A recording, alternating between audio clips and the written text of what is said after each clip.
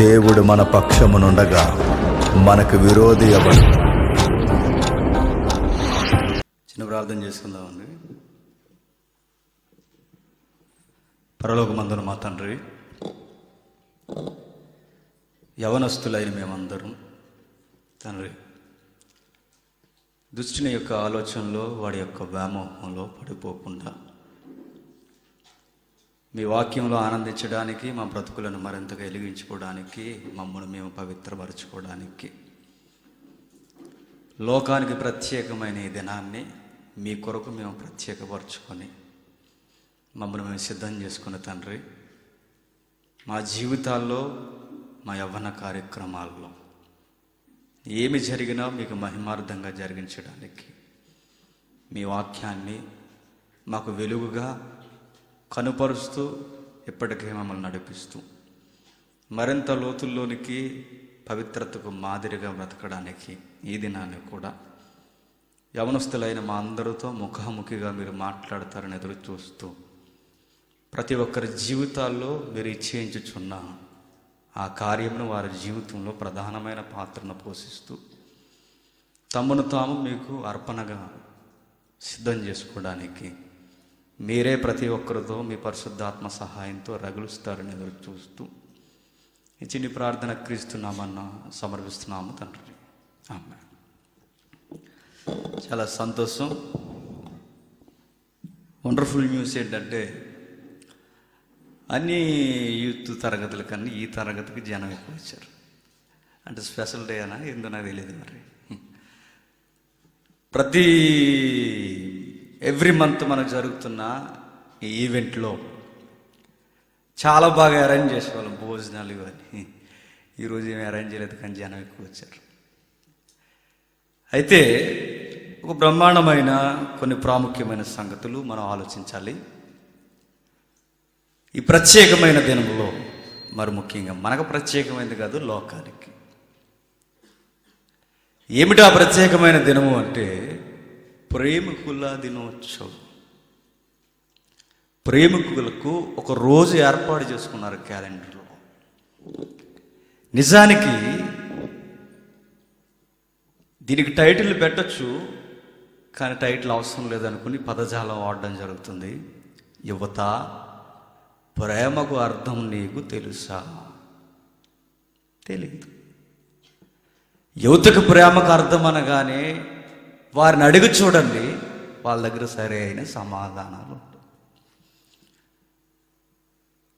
వారిని కొంచెం కంగారు పట్టే ప్రశ్నగా ఉన్నా, వారి నోటితో సమాధానం చెప్పకపోయినా వారి కార్యములు సమాధానం చెబుతాయి. యువతను అడగండి, ఏమిటి మీ ప్రేమ అని అడిగితే, పార్కులలో పొదల చాటును అడుగు మా ప్రేమ ఏంటో చెబుతారంటారు. ఏమిటి మీ ప్రేమ అని అడిగితే, సిటీ రూముల్లో కూర్చొని చదువుకుంటుంటాం మేము, మా రూమ్స్ నడుగు చెబుతుంది ప్రేమ అంటే ఏంటో అంటారు. నిర్జీవ ప్రదేశాలలో నీచమైన కార్యాలు చేస్తున్న ఆ ప్రదేశాలను అడుగు మా ప్రేమ అంటే ఏంటో చెబుతుంది అంటారు. అంతే కదా ఈ లోకానికి తెలిసిన ప్రేమ. నా కూతురు పట్టణంలో చదువుకుంటుంది, నా కొడుకు పట్టణంలో సిటీలో చదువుకుంటున్నాడని గ్రామ పెద్దల ముందు మన తల్లిదండ్రులు గొప్పగా చెప్పుకుంటారు, మా కొడుకులు పట్టణాల్లో చదువుకుంటున్నారండి. పట్టణాల్లో ఉండి, హాస్టల్లో ఉండి నువ్వు చేస్తున్న పని ఏంటి? ప్రేమ. ఏమిటి నీ ప్రేమకు తార్కాణం అంటే భుజాలు రాసుకోవడం, ముద్దులు పెట్టుకోవడం, శరీర కోరికలను తీర్చుకునేంత వరకు తిరగడం. ఇదే కదా మీకు తెలిసిన ప్రేమ. అందుకే నేరుగా మన యువతకు అర్థమయ్యే పదజాలంతో కొన్ని ప్రాముఖ్యమైన సంగతులు మీకు అందించడానికి ప్రయత్నం చేస్తాను. నేను చెప్పాలనుకున్నది ఒకటి, కానీ ఈరోజు దేవుని యొక్క కృపను బట్టి వచ్చిన సందర్భం ఒకటి. ఈ తరగతిలో ఒక ప్రశ్నతో మనం ప్రారంభిద్దాం. నేను డైరెక్ట్గా మొండిగా ఒక ప్రశ్న అడుగుతున్నాను, ఎందుకంటే నేను కూడా యంగ్స్టర్ని కనుక. ఏమిటా ప్రశ్న అంటే, ఈ ప్రేమ జంటలో కనీసం వీరిని టచ్ చేసుకోకుండా లవ్ చేసుకుంటున్నారన్న జంట అక్కడ జీవించండి. నో, ప్రేమ అంటేనే అది. తాకేసుకుంటారు, గోకేసుకుంటారు, ముద్దులు పెట్టేసుకుంటారు, ఎక్కడెక్కడో కార్యములు జరిగేస్తారు. ఇదే కదా మీకు తెలిసిన ప్రేమ. పవిత్రతకు పెద్దపీట లేనిది ప్రేమ, పవిత్రత లేనిది ప్రేమ. ఏది మీ ప్రేమ? ఎక్కడుంది మీ ప్రేమ? లేదు మీ ప్రేమ. ట్రెండ్ లాంగ్వేజ్లో దానికి ఎట్టే పదం ఏంటో తెలుసా? మోజు. మోజుతో ఒళ్ళు కొవ్వెక్కి తిరుగుతున్న కార్యములు కాదా చెప్పండి? ఇంతకన్నా పచ్చిగా మాట్లాడచ్చు, కానీ సేవకులుగా మనకు తగదు. దేవుని పిల్లలుగా పదజాలం మనం వాడకూడదు. ఏది మీ ప్రేమ? వారిని అడిగితే ఒక్కొక్క కార్యాలు ఒక్కొక్కడగా వ్యక్తీకరిస్తుంటాడండి. కానీ పవిత్రతకు పెద్ద పీటేసే ప్రేమ జంట ఒక్కటి జీవించండి. మిమ్మల్ని నేను అడుగుతున్నాను, లోకస్తులైన వారందరినీ నేను అడుగుతున్నాను. ఇప్పుడు ప్రేమని ఎవరైతే తగిలించుకొని తిరుగుతున్నారో వాళ్ళందరినీ అడుగుతున్నాను, మీరు కనీసం ఒకరి దేహాన్ని ఒకరు గౌరవిస్తూ, డిస్టెన్స్లో ఉంటూ, ఒకరికి ఒకరు గౌరవించుకుంటూ, విలువలకు కట్టుబడి, కనీసం ఒకే బైక్ మీద ఇద్దరు ఎక్కకుండా మీరు ప్రేమించుకునే ప్రేమ ఒక్కటి జీవించండి. నాకు కనిపించదు. నేను జీవించినా నన్ను అడగండి, నేను జీవిస్తా. నాలో కాదు, బైబిల్లో. కనీసం టచ్ అవ్వకుండా బైబిల్లో ఒక గంభీరమైన పదం వాడబడింది ఒక అమ్మాయి విషయంలో. ఆ పదం చూసేసరికి ఒంటి మీద రోమాలన్నీ నెక్కబడిసాయండి. ఇలాంటిది ఉందా చరిత్రలో అని. అమ్మాయిలు, సిస్టర్స్, మీరు బాగా వినాలి. ఆ తర్వాత అబ్బాయిలు బాగా వినాలి. ఈ ఇద్దరు విన్న తర్వాత మీ మధ్య వారధిగా ఒకరు వస్తారు. ఆయనే దేవుడు. ఆయన రావాలి అంటే మీలో ఆయన కోరుకునే క్వాలిటీ చాలా అవసరం. ఫస్ట్ సిస్టర్స్కి చెబుతాం, పవిత్రతకు పెద్దపీట చాలా అవసరం. అంటే చదువుల పేరుతో, భుజాలు రాసుకుంటూ, ఉద్యోగాల పేరుతో ఒకే బైక్ ఎక్కి తిరుగుతూ, పై వచ్చి డైలాగులు నేర్చుకున్నాం కదా, వీలైతే 4 మాటలు, అదేలేండి. ఇంకా నెక్స్ట్ మీకు తెలుసు, ఈ డైలాగ్స్ అన్నీ మనం చెరుగుతాయి, మనల్ని పాడు చేస్తాయి. కానీ బైబిల్లో ఒక పదజాలం వాడబడుతుంది. నిజంగా ఆ పదజాలం చాలా రమ్యమైనదండి. చూద్దాం ఒకసారి. బైబిల్లో ఒక విచిత్రమైన జంట ఉంటారు. వారి లవ్ అన్నది, వారి ప్రేమ అన్నది వివాహానికి ముందు జరిగింది కాదు, వివాహముతో ప్రారంభమైన ప్రేమ. ప్రేమ అనగానే నేను అడుగుతున్నాను, పెళ్ళికి ముందే ఎందుకు ప్రేమించాలి? పెళ్ళి అయిన తర్వాత మీ ఆయన్ని ప్రేమించకూడదా? పెళ్ళి అయిన తర్వాత మీ ఆవిడ్ని ప్రేమించకూడదా? పెళ్ళి తర్వాత ఉండదా లవ్వు? పెళ్ళికి ముందే నా ఉండేది లవ్వు? అది లవ్వా, వ్యామోహమా? ప్రేమించు చచ్చిపోయేంత వరకు నీ యజమాని, ప్రేమించు చచ్చిపోయేంత వరకు గుండెల మీద పెట్టుకుని నీ భార్యని, పెళ్ళికి ముందే ప్రేమ అంటున్నావంటే బాధ్యత లేనుడి నోటొచ్చే మాటలే ప్రేమ, ప్రేమ, ప్రేమ. ఏం ప్రేమ? చూద్దాం. బైబిల్లో ఒక విచిత్రమైన అమ్మాయి మనకు కనిపిస్తుంది. తెంగరది అనుకోకండి, ఆ అమ్మాయి చాలా తెలివైంది. అందహీనురాలు అనుకోకండి, చక్కని చిన్నది అని వాడబడింది బైబిల్లో. ఆ వర్డింగ్ అదిరిపోద్ది తన లైఫ్లో. చక్కని చిన్నది, మిక్కిలి చిన్నది, మిక్కిలి చిన్నది, చక్కని చిన్నది. వాడుక భాషలో, గ్రాంధిక భాషలో ఆ పదజాలం తన జీవితంలో దీటైన సాక్ష్యం. నేను అడుగుతున్నాను, ఆ అమ్మాయిని ముందు నిలబెట్టి ఈరోజు ఈ 21వ శతాబ్దంలో ఆవిడ నేరుగా ఇక్కడ తీసుకొస్తే, బీసీ నుండి ఏడీకి మనం తీసుకొచ్చి ఈరోజు ఈ యూత్ మీటింగ్లో నిలబెడితే ఆవిడిచ్చే టెస్ట్ మనీ ఏంటో తెలుసా? ఐఎమ్ వర్జిన్ అంట. పవిత్రతకు పెద్దపేట వేసిన దాన్ని నేను, నా సాక్ష్యమే అది. ఎందుకమ్మా అని అడిగితే చెబుతా చూడండి. నేను చెప్తే ఏం బాగుంటుంది?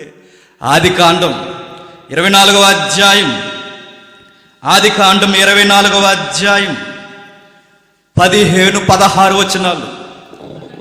ఆదికాండం 24వ అధ్యాయం 15-16 వచనాలు. అతడు మాట్లాడుటక చాలింపక మునిపే అబ్రహాము సహోదరుడైన నాహోరు భార్యకు మిల్కా కుమారుడైన రిబ్కా కడవ భుజం మీద పెట్టుకుని వచ్చిన ఎవరు అమ్మాయి వస్తుంది, అమ్మాయి పేరు చెబుతుంది బైబిల్లో. ఏమిటి అమ్మాయి పేరు? రిబక్కా. ఎన్నోసార్లు చదివేశాం. ఈరోజు చంప చెల్లుమనిపించే సాక్ష్యం ఉంది. బైబిల్లో ఉన్న భావం ఏంటో తెలుసా? నువ్వెన్నిసార్లు అంటే చదువు, భక్తుల జీవితాలు నువ్వు నాకు తోగు అన్నట్టే కనబడుతుంటుంది. రిబక్కా. ఎవరు ఈ రిబక్కా? Wife of Isaac. తెలుసు కదా మనకి. ఇసాకు గారి యొక్క భార్య కాకమునుపు ఏమిటి ఆమె జీవన శైలి? ఊర్లో సరదాగా తిరుగుతుందా? గచ్చంరాళ్ళట ఆడుకుంటూ ఊర్లో అటు ఇటు పోదాం, సండే కదా చచ్చగొట్టని తిరుగుతుందా? నో, బాధ్యత కలిగిన అమ్మాయి. ఏమంటున్నాడు చూడండి. ఆ చిన్నది మిక్కిలి చక్కనిది. ఆ పదం ఎంత బాగుంది అసలు. మిక్కిలి చక్కనిది. నాకు తెలిసి నేను అంటున్నాను, మన ట్రెండ్లో ఆమెకు చాలా ఫాలోయింగ్ ఉంటుంది. రైట్. ముక్కు మోకం తినంగా లేని దానికి 10 మంది తిరగరు. మామూలుగా మనం యూత్ కదా, జనరల్ మాట్లాడుకుంటాం.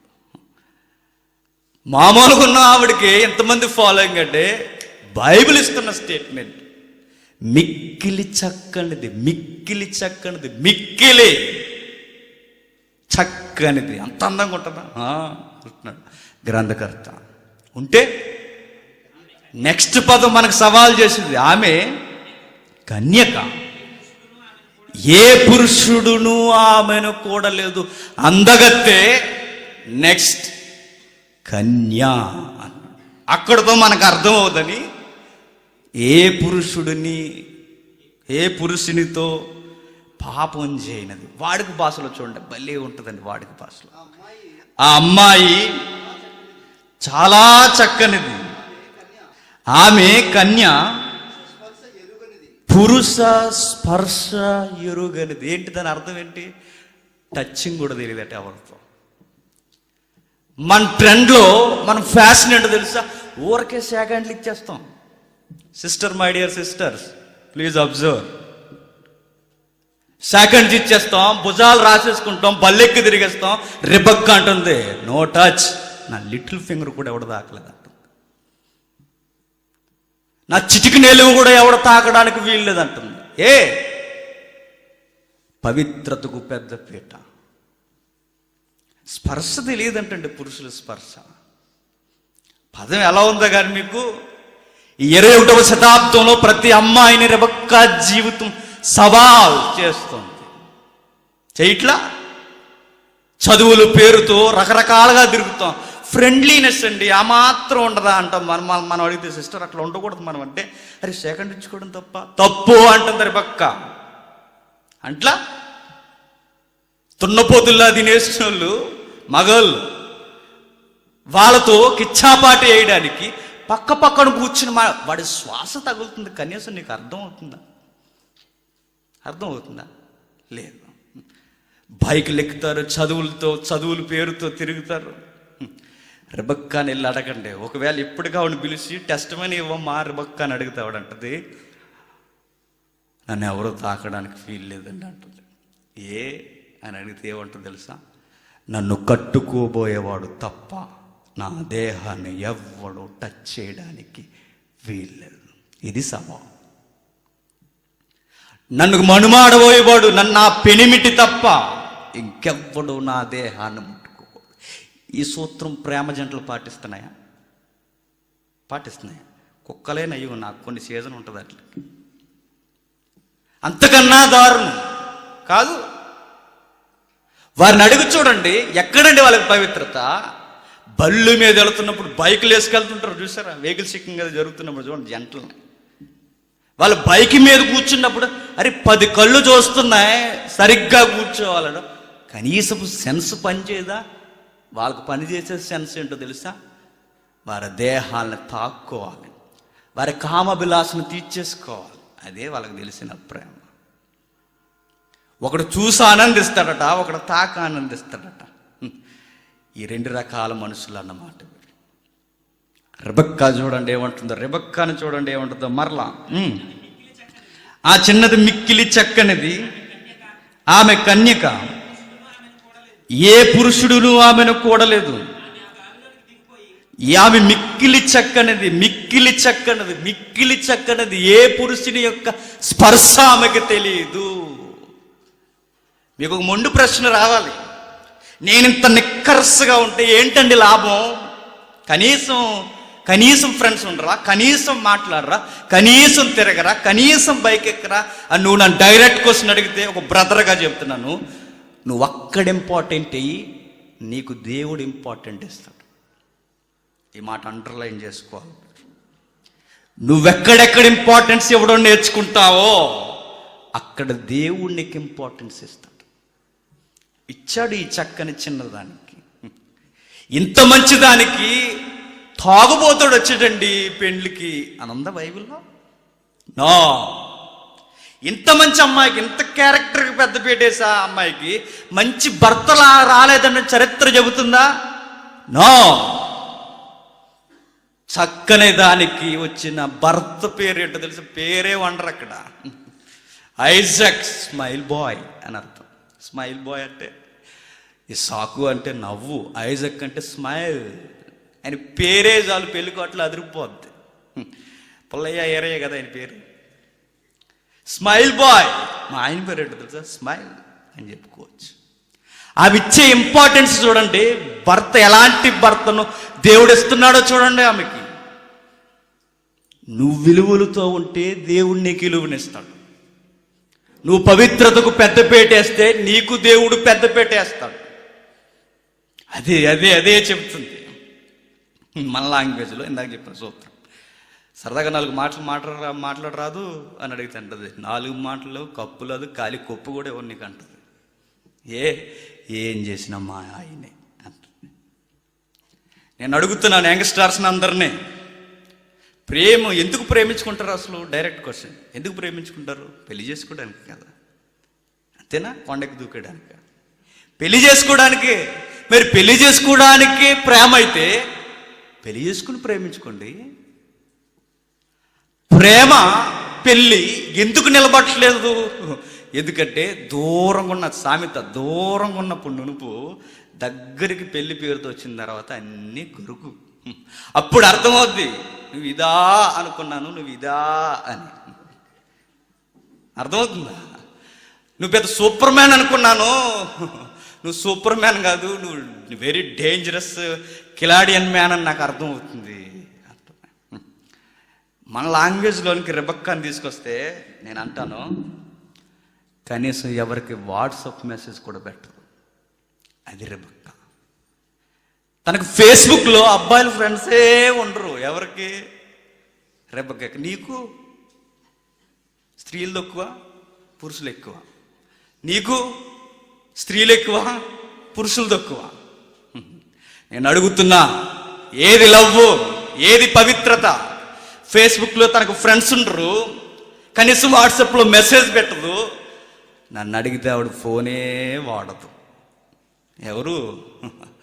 రెబెక్కా. That is Rebecca.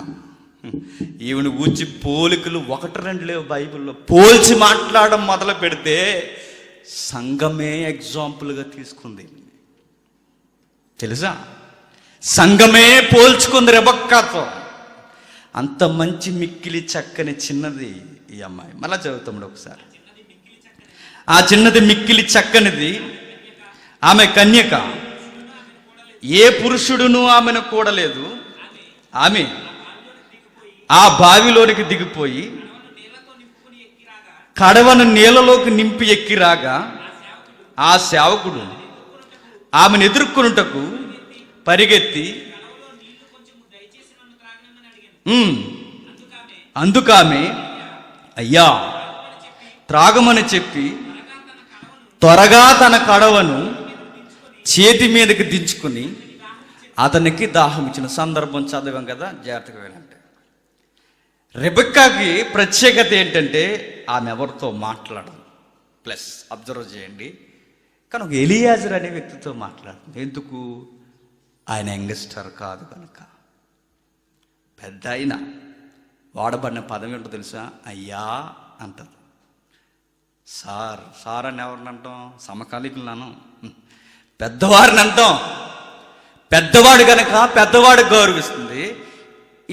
ఒక విచిత్రమైన ఒక భాషా నైపుణ్యతలోనికి మనం వెళ్ళే ముందు కొంచెం ఎక్స్ప్లెనేషన్ చూద్దాం. ఏం జరుగుతుందంటే,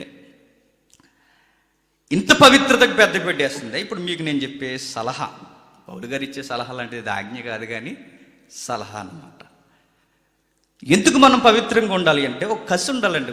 బైబిల్ ప్రకారం, బైబిల్ సారం ప్రకారం మనం బ్రతుకులో ఏంటో తెలుసా? బైబిల్లో ఉన్నమాట, నా దేహం మీద నా భార్యకు తప్ప వేరొకరికి అధికారము ఉండకూడదు. నా దేహం మీద నా భర్తకు తప్ప వేరొకరికి అధికారం ఉండకూడదు. ఈ సూత్రం లోకానికి తెలియకపోయినా క్రైస్తవులకు మనకు తెలుసు కనుక మనం చాలా పవిత్రంగా ఉంటాం. ఎక్కడ అసలు ఏ విషయాల్లోనూ మనం కలవకూడదు. తెలుస్తుంటుందండి, ఒకరు మనతో తేడా మాట్లాడుతున్నప్పుడు, ఒకరు తేడాగా మనం టచ్ చేస్తున్నప్పుడు తెలీదా? తెలుస్తుంది. తెలిసినా కన్నుండి జరగట్లేదంటే నీకు ఇష్టమేనన్నమాట. అంతే కదా. ఇంత ఆనెస్ట్గా ఉన్న అమ్మాయికి ఆనెస్ట్గా ఉన్న అబ్బాయి ఉంటేనే జంట, అవును కదా. ఇతను బలహీనంగా ఉండి ఈవిడు మాత్రం బలంగా ఉంటే జంట కుదరదు. లోకంలో ఒక డొక్కి సామెత ఉంటుంది. ఏంటో తెలుస్తుంది? ఎప్పుడు డొక్కి సామెత అది. ఆ డొక్కి సామెత ఏంటంటే, మంచి వాళ్ళ గట చెడ్డ భార్య వస్తుందట, చెడ్డవారి గట మంచి భార్య వస్తుందట. నువ్వు చెడ్డోడు అసలు నన్ను అడిగితే. ఈ సూత్రం బైబిల్లో వర్తించదు. అబ్రహాము మంచోడు, సారమ్మ చాలా మంచిది. ఐజక్ మంచోడు, రెబెక్కా చాలా మంచిది. యాకోబు చెడ్డోడు, వాళ్ళ ఆవిడ మొట్టికలు మొట్టిదో వచ్చింది. చూసారా? మరియ గారు, తల్లి అయిన మరియ గారు చాలా మంచిది. యేసేపు చాలా మంచోడు. మీరు ఎక్కడ టచ్ చేయండి జంట సరిగ్గా ఉంటుంది. నీకు విషయం చెప్పిన బ్రదర్గా, నువ్వు ఎలా ఉంటే నీకు వచ్చేది కూడా అలానే ఉంటుంది. దాన్నే దేవుడు అన్నాడు సమవుజ్జి అన్నాడు. నీకు తగిన దానినే ఏర్పాటు చేస్తాడు. నువ్వు పవిత్రంగా ఉండు, నీకు సాటైన సహాయాన్ని కూడా పవిత్రంగానే తెస్తాడు. దేవుడు ఎంత ప్రొటెక్షన్ ఇస్తాడో చెప్పనా? పెళ్లికి ముందు కానీ పెళ్లి తర్వాత కానీ. ఒకరోజు అబ్రహాము గారు భార్య శారమ్మ గారిని ఒకటి తీసుకెళ్ళిపోతాడు. ఎవడు? వాడి పేరు గెరారు రాజు. తీసుకెళ్ళిపోయి ఎవరి అమ్మాయి అని అడుగుతాడు. అమ్మాయి కదా బాబు, అమ్మమ్మ అని చెప్తారు. అప్పటికి 60 ఏళ్ళ వయసు ఎవరికి? శారమ్మ గారికి. 60 ఏళ్ళ వయసులో అమ్మాయి అనుకుని పెళ్లి చేసుకోవాలనుకుంటాడు. కానీ వింత ఏంటంటే, దేవుడు అంటాడు చెయ్యి పడిద్దా నరికేస్తానంట. ఆ సెన్స్లో ఏమర్థం అవుతుంది మీకు? నువ్వు ఆనెస్ట్గా ఉండు, నీ ఫ్యామిలీని చాలా ఆనెస్ట్గా ఎంజాయ్ చేస్తాడు.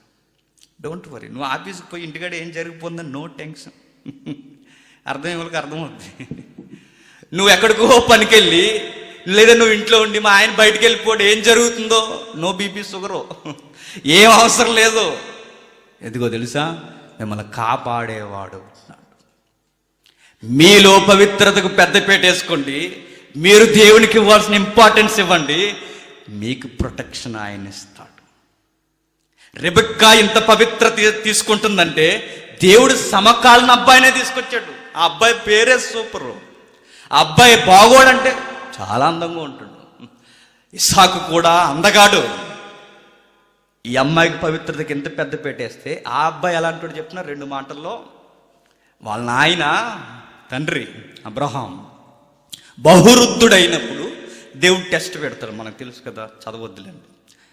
టెస్ట్ పెట్టినప్పుడు తన తండ్రి కావాలని కట్లు కట్టి అన్నీ చేసి నువ్వే బలిపశువు అని నోటితో చెప్పకుండా బలిపశువుగా ఎక్కుస్తున్నప్పుడు గిజాయిన్స్కి పారిపోతే కనీసం ఆ వృద్ధులు పరిగెట్టగలదా? నో. అబ్బాయి చాలా చిన్నోడండి అని అనకండి. ఎందుకో చెప్పిన, ఆ కట్టెల మోపు మోసేది పట్టుకెళ్ళేది ఎవరో తెలుసా? ఇస్సాకే.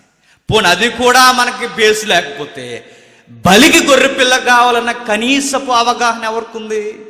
అంటే కొన్ని మెచ్యూరిటీ మైండే. నాకు తెలిసి 10th క్లాస్ 9th క్లాస్ వయసు ఎవరిది? ఇస్సాక్ గారిది. అలాంటి ఏజ్లో వాళ్ళ నాన్నకి ఎంత విధేయత ఇస్తున్నాడు తెలుసా? ఆ అబ్బాయి కూడా విలువలకు లోబడే అబ్బాయి. తండ్రి నీ ఇష్టం కొరకు అవసరమైతే నా ప్రాణాన్ని తృణప్రాయముగా ఇచ్చేస్తాను తండ్రి. అది అబ్బాయి. ఇప్పుడు ఇద్దరికి సరిపోద్దండి. ఎవరిద్దరికి? రెబక్కాకి, ఇస్సాకుకి. చూసారా? వీళ్ళిద్దరికీ ఇప్పుడు ఎవరు మధ్యలోకి వస్తారో తెలుసా? అది గమ్మత్తు. నువ్వేదో ఎక్కడుందో అని మెయిల్లో ఎతక్కో, ఫేస్బుక్లో ఎతక్కో, ఎక్కడెక్కడో కనీసం ఎవరైనా మిస్డ్ కాల్ ఇచ్చారు లేదని రాత్రులు నిద్రపోకుండా ఎవరైనా మిస్డ్ కాల్ ఇచ్చారు లేదని చూడకు. అబ్బాయిలు కూడా బలహీన ఏంటంటే మిస్డ్ కాల్ వచ్చిన వెంటనే చేసేస్తారు. మరి నువ్వు సూపర్ స్టార్, నీకు ఇస్తారు మిస్డ్ కాల్. చాలా మంది ఆతృత, అయ్యో ఎవరో మాట్లాడాలనుకుని మిస్డ్ కాల్ ఇచ్చి మర్చిపోయారు కాదు, ఆయన ఎవడో బ్యాలెన్స్ లేని ఇచ్చి ఉంటాడు నీకు. ఈ ఆతృత అంతా మనకి ఏం కనబడుతుందంటే సెట్టింగ్, ఏదోలా సెట్ చేసేసుకోవాలి. నేను అంటాను, మనం సెట్ చేసుకుంటే అది సెట్ అవ్వదు. దేవుడు సెట్ చేసాడు అనుకోండి, సెట్ అదిరిపోతుంది. జంట అమోహం. ఈ అమ్మాయి ఆనెస్ట్గా ఉంది, ఈ అబ్బాయి ఆనెస్ట్గా ఉన్నాడు. వీళ్ళిద్దరిని కలపాలనుకుంటున్నారు విశ్వాసులు, దేవుడు. భలే ఉందండి లవ్ స్టోరీ. అట్లా ఉండాలి. అట్లా ఆ అట్మాస్ఫియర్ మన జీవితంలోకి రావాలి. అందుకే మనం మేళ్ళు ఎత్తుక్కోవాల్సిన అవసరం లేదు, ఫిమేల్ని దేవుడే సెట్ చేస్తాడు. బైబిల్లో ఉన్న మాట ఏంటో తెలుసా? సుబుద్ధి గల భార్య యెహోవా ఇచ్చు దానం. మరొక మాట ఉంటుంది, ఏంటి తెలుసా? మేలు దొరికిన వాడికి ఏదో ఉంటుంది, భార్య దొరికిన వాడికి మేలు దొరికిన. ఏ మేలు అది? ఈ మేలు కాదు, ఫీమేలు. ఎవరు ఆవిడ? మీ ఆవిడ. ఇస్తాడు దేవుడు ఖచ్చితంగా. Mister Adam, yes my dad. ఈవిడెవరో తెలుసా? నువ్వు చెప్పక డాడీ, నేను చెప్తాను. ఎవరు? మా ఆవిడ. Madam, this is your madam అన్న. వెంటనే సాంగ్ పులకొచ్చింది చూడండి. మీరు అబ్జర్వ్ చేయండి, ఆదాముకి ఎలాంటిది కావాలో సృష్టించిన వాడికి తెలుసు. ఒక విషయం చెప్పిన గమ్మత్తైన సంగతి, మనం పుట్టక మునిపే మన కొరకు ఒకరు పుట్టాలని ముందే డిజైన్ చేసి ఉంచుతాడు మన కొరకు. కానీ ఆయనకు అవకాశం ఇవ్వం మనం. మన సెట్టింగ్లు మనం సెట్ చేస్తుంటాం. అందుకే పిసుగులు పందిరేస్తే ఏమవుద్ది, పనుడు పందిరేస్తే ఏమవుద్ది, పిసుగులు వచ్చి పడగొట్టేయాలి. మన పిల్లలగా అయిపోయింది. ఎందుకు అలా తయారైంది? మనం సెట్ చేసుకుంటాం. వద్దు, ఆయనకి అవకాశం ఇవ్వండి, దేవునికి అవకాశం ఇవ్వండి. నీ జీవితంలో దేవునికే కేంద్ర స్థానమే ఆయన కలుపుతాడు టైం ప్రతి దానికి. అందుకే ఇసాకు జీవితం ఎంత విధేయత కలిగిందంటే, ఇసాకు తండ్రి మాటకు లోబడతాడు. ఇంకా విచిత్రం ఏంటో తెలుసా? ఆ అబ్బాయి ప్రార్థనా పరుడు. సుమారుగా ఆయన వయసు లెక్కలేస్తే 30 నుండి 40 మధ్య కాలం వరకు పెళ్ళి అవ్వలేదు. ఎవరికి? ఇసాక్ గారికి. నిజానికి ఆయన చాలా అందంగా ఉంటాడు. అప్పటికి ఆయన ఎన్ని దారులు ఎదుక్కుని ఉండాలి. ఈవిడ ఈవిడ ఈవిడ ఈవిడ మనకుంటే జబ్బు అది అబ్బాయిలకి. ఏంటి? ఈవిడేమో మా ఆవిడ, ఆవిడేమో మా ఆవిడ, ఇలా ఎత్తుక్కుంటాం. ఎదుక్కో. ఒక సాక్ష్యం చదివాను, పాస్టర్ గారిది. ఆయన అంటే కనిపించినా ఎవరన్నా కొంచెం కనిపించి చక్కగా ఉంటే ఈవిడలో మా దేవుడే ఏర్పాటు చేసిన మా ఆవిడ అనుకునేవాడంట. అలా అనుకుంటాం మనం. గుర్తించండి, ఇసాక్ గారిని చూడండి. 40 ఏళ్ళ వయసులో లేదా 30 నుండి 40 ఏళ్ళ వయసులో ఆయనకి పెళ్లి మాటే లేదు ఆయనకి. ఎందుకో చెప్పనా? చేసేవాడు మా నాయన ఉన్నాడు, చూసేవాడు ఆయన ఉన్నాడు. నేనేం చేయాలి? నా పని ప్రార్థనలో ఉంటాను. బైబిల్లో ఆయన చేసే పని అదేనండి. చూద్దాం ఒకసారి. 24వ అధ్యాయం 63వ వచనం. సాయంకాలమున ఇసాకు పొలములో ధ్యానింప బయలువెళ్ళి, ధ్యానము అనగానే ప్రార్థన. ఒంటెలు వచ్చుచుండెను. చూసారా? ఏం చేయడానికి వెళ్తున్నాడు అబ్బాయి? ధ్యానించడానికి బయటికి వెళ్తున్నాడు. ఈ తరములో క్రిస్టియన్ యువకులుగా ఉన్న మనం, క్రైస్తవ యువకులుగా ఉన్న మనం ఏం చేస్తున్నాం? అందుకే పెద్దలు చెప్పిన మాట మీకు ముందే చెప్తాను. ఆదాముకు పెళ్లి చేయడానికి దేవుడు ఎత్తుకున్న క్వాలిఫికేషన్ ఏంటో తెలుసా? ఆదాము దేవుని పనిలో ఉండెను, పనిలో ఉన్నవాడికి పిల్లని ఎత్తుకండి. ఎవరు? దేవుడు. పెళ్లికి క్వాలిఫికేషన్ ఏంటంటే పనిలో ఉండాలి. దేవుని పనిలో ఉంటే దేవుడే ఎదుగుతాడు. ఖాళీగా ఉన్నాడు ఆదాము, ఎట్లా ఈయనకి టైం పాస్ అవ్వట్లేదని ఎతకలా. ఎవరు? దేవుడు. ఈయనకి సర్వెంట్గా పెట్టాలని ఎతకలా. మరి సమౌజ్జి చక్కగా ఎన్ను తట్టేదిగా, నిలబెట్టేదిగా, పనిలో ఉన్నవాడికి భార్య అవసరమని గుర్తించిన దేవుడు ఆల్రెడీ దేవుని పనిలో ఉన్నాడు. ఎవరు? ఇస్సాకు. ఆ రోజు వాళ్ళ పని అదే, దేవుని ధ్యానించడం, దేవుని కొరకు పితరుల యొక్క సాక్ష్యాలు నెమరు వేసుకోవడం, అది వారి కొరకు చేసేది. ఆ పనిలో ఉన్నవాడికి దేవుడే ఎదుగుతున్నాడు. నిజానికి ఆలోచించండి, అబ్రహాము తన దాసుడు ఇస్సాకు కూడా భార్యని ఎదిగే బాధ్యత ఎవరి మీదకి తోసేశారు? అది మనం ఏం చేస్తాం? బెస్ట్ ఫ్రెండ్స్కి అప్పచెప్తాం. మనం వాడేమంటాడు? ఎంక్వైరీకి వెళ్ళి సూపర్ హే, నీకు తెలియట్లేదు అంటాడు. ఆడి మాటనం మనం చేసేసుకుంటాం. వాడి మాట నమ్మి చేసుకున్న తర్వాత పెళ్ళి ఒక్కడు కనపడ్డా, చెప్తున్నాను, ఒక్కడు కనపడ్డా నీ మాట నమ్మి చేసుకున్నాను రా, ఇది ముసురువాన లాంటి గాలివాన కన్నా తీవ్రంగా ఉంది. మా ఆవిడ ఇక్కడ ఉంటుంది కదా సామెతల్లో, ఇది తగ్గదు. అరే మంచిది అనుకున్నాను రా, అప్పుడు చల్లగా అంటాడు మనతో. రే సాగుకోరు చల్లగా చెప్పినట్టు ఇప్పుడు చెప్తాం ఏంట్రా, జరగాల్సిన నష్టం జరిగిపోద్ది. అందుకే పెద్దల మాటలు కానీ ఫ్రెండ్స్ మాటలు కానీ వాటి మీద మీరు ఆనుకోవద్దు. లవ్ దేనికి చేసుకునేది? పెళ్ళికే కదా. జీవితంలో టర్నింగ్ పాయింట్ పెళ్ళే కదా. ఆ పెళ్ళిని మీరు సెట్ చేసుకోవద్దు, దేవుడికి ఇచ్చేయండి.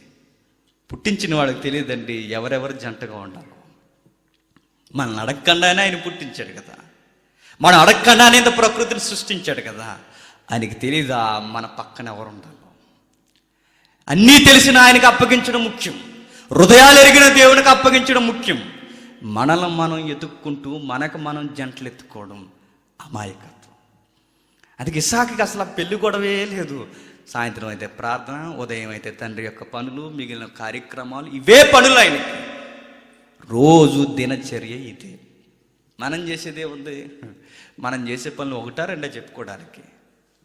ఎప్పుడో ఆదివారం క్లాస్కి వెళ్తాం, అదే ప్రార్థనకి, స్టైలిష్కి వెళ్తాం, స్టైలిష్కి వచ్చేస్తాం. ఈవినింగ్ ఎప్పుడన్నా మనసు బాగోపోతే బైబిల్ చదువుతాం. అది మన జీవితంలో నీకు ఉద్యోగం రాదని ఎవడన్నా అంటే అప్పుడు ప్రార్థన చేసుకుంటాం. లేదు నువ్వు ఈ టెస్ట్లో ఫెయిల్ అయిపోతావు అనుకుంటే అప్పుడు మోకాళ్ళు వేసేస్తాం. అప్పటి వరకు దేవుడు మనకు గుర్తొస్తాడా? అప్పటి వరకు గుర్తుటాడు. అందుకే ఒక భక్తుడు అంటాడు, పెళ్ళికి ముందు ఎవడో మోకాళ్ళు లేడు కానీ పెళ్ళి తర్వాత మోకాళ్ళ నువ్వు బాగా వస్తుందట అంటాడు. నిజమే. ఎందుకు? కొన్ని ఎవరికి చెప్పుకోలేని ఉంటాయి పెళ్లి తర్వాత. చూద్దాం, ఆ స్టోరీ అంతా చూద్దాం. ఇస్సాకు గారికి చక్కటి సమవుచ్చి రెబెక్కా గారు. ఇలా ధ్యానములు ఉండగా రెబెక్కా వస్తుందంటే ఒకసారి మళ్ళీ సీన్లోకి వెళ్దాం. ఆ సీన్లోకి వెళ్ళే ముందు ఒక సెక్షన్ చూద్దాం. సామెతల గ్రంథం 19వ అధ్యాయం. సామెతల గ్రంథం 19వ అధ్యాయం. ఈ పదం బాగుంటుంది, ఆల్రెడీ ఇందాక అనుకున్నది. 19వ అధ్యాయం 14వ వచనం. గృహమును పితరులిచ్చిన స్వాస్యము, సుబుద్ధి గల భార్య. సుబుద్ధి గల భార్య. సుబుద్ధి అంటే సుబుద్ధి కాదు. సుబుద్ధి అంటే మంచి బుద్ధి కలిగినది. ఈ మాట ఆవిడకి సరిపోద్ది. ఎవరికి? రెబెక్కా గారికి. సుబుద్ధి గల భార్య, యెహోవా ఇచ్చు దానము, గిఫ్ట్ అని. సుబుద్ధి గల దాన్ని యెహోవా ఇచ్చు దానం. నిజముగానే యెహోవా ఇస్తున్న దానం ఎవరో తెలుసా? రెబెక్కా. ఎంత మంచి క్వాలిటీస్ ఉన్నాయంటే, ఆమె ఎంత మంచి బుద్ధి ఉందంటే, ఏ అబ్బాయిలతో మాట్లాడదు, కనీసం ఎవరికి పలకరింపులు ఉండు, ఎవరితో మాట్లాడదు. తన పని ఏదో తను చూసుకుంటుంది, ఇంట్లో ఉన్న పనులు చేస్తుంది, చక్కగా బాధ్యతగా గౌరవంగా. పలానా వారు అమ్మాయి అండి, నిజంగా అమ్మాయి చాలా వెరీ గుడ్ అండి అని చెప్పుకుని గుడ్ ఎగ్జాంపుల్గా ఉంటుంది. అంత చక్కగా పరుగుతున్న అమ్మాయి వైపు దేవుని యొక్క కనుదృష్టి పడేలా తన బ్రతుకుతుంది. అలా టైంలో తన జీవితంలో కొన్ని విషయాలు 24వ అధ్యాయం 7వ వచనం నుండి 24వ అధ్యాయం 7వ వచనం నుండి, నా తండ్రి ఇంట నుండి, నేను పుట్టిన దేశము నుండి నన్ను తెచ్చి నాతో మాటలాడి నీ సంతానమునకు ఈ దేశమునిచ్చేదనని ప్రమాణము చేసి నాతో చెప్పిన పరలోకపు దేవుడగు యెహోవా తన దూతలను నీకు ముందుగా పంపెను. అక్కడి నుండి నా కుమారునకు నువ్వు భార్యను తీసుకొని వచ్చేదవు. బాగా వినండి. ఇసాకు గారి యొక్క తండ్రి అబ్రహాము గారు బహువృద్ధుడైపోతున్నాడు. మా నాయన ఏం చూస్తాడు ఈ టైంలో నాకు సంబంధాలు అనుకున్నాడా? ఏం చూస్తాడో లేదు కానీ ఆయన చూస్తాడు. ఆయనే దేవుడు, పరలోకమందున్న దేవుడట. ఈ వివాహంలో కలగజేసుకుంటున్నాడట. చూడండి, పరలోకమందున్న దేవుడు ఈ వివాహంలో కలగజేసుకుంటున్నాడు. దేవుడే వివాహంలో కలగజేసుకుంటే ఇంకా వివాహం ఎలా ఉంటుందో ఒకసారి ఆలోచించండి. దేవుడు సెలక్షన్ చేస్తే ఎలా ఉంటుందండి? మన పెద్దలను సెలక్షన్ చేయడానికి పంపించామనుకోండి, వాళ్ళేం చూస్తారు? అట్నాడమ్మా, ఇన్నడమ్మా, అలా చూడమ్మా, ఎలా చూడమ్మా, అదమ్మా, ఇదమ్మా అని చెప్పి అన్నీ బాగా కుదిరి అనుకోండి, సూపర్ రా అమ్మాయి, నువ్వు చేసుకుపోతే చాలా వేస్ట్ ఫీల్ అయిపోతారు అని చెప్తారు మనకి. మనమేమనుకుంటాం? పెద్దల మాట సద్దన్న మూట అనేసుకుంటాము. అది ఆల్రెడీ కుళ్ళిపోయిన మూట తర్వాత కానీ మనకు అర్థం కాదు.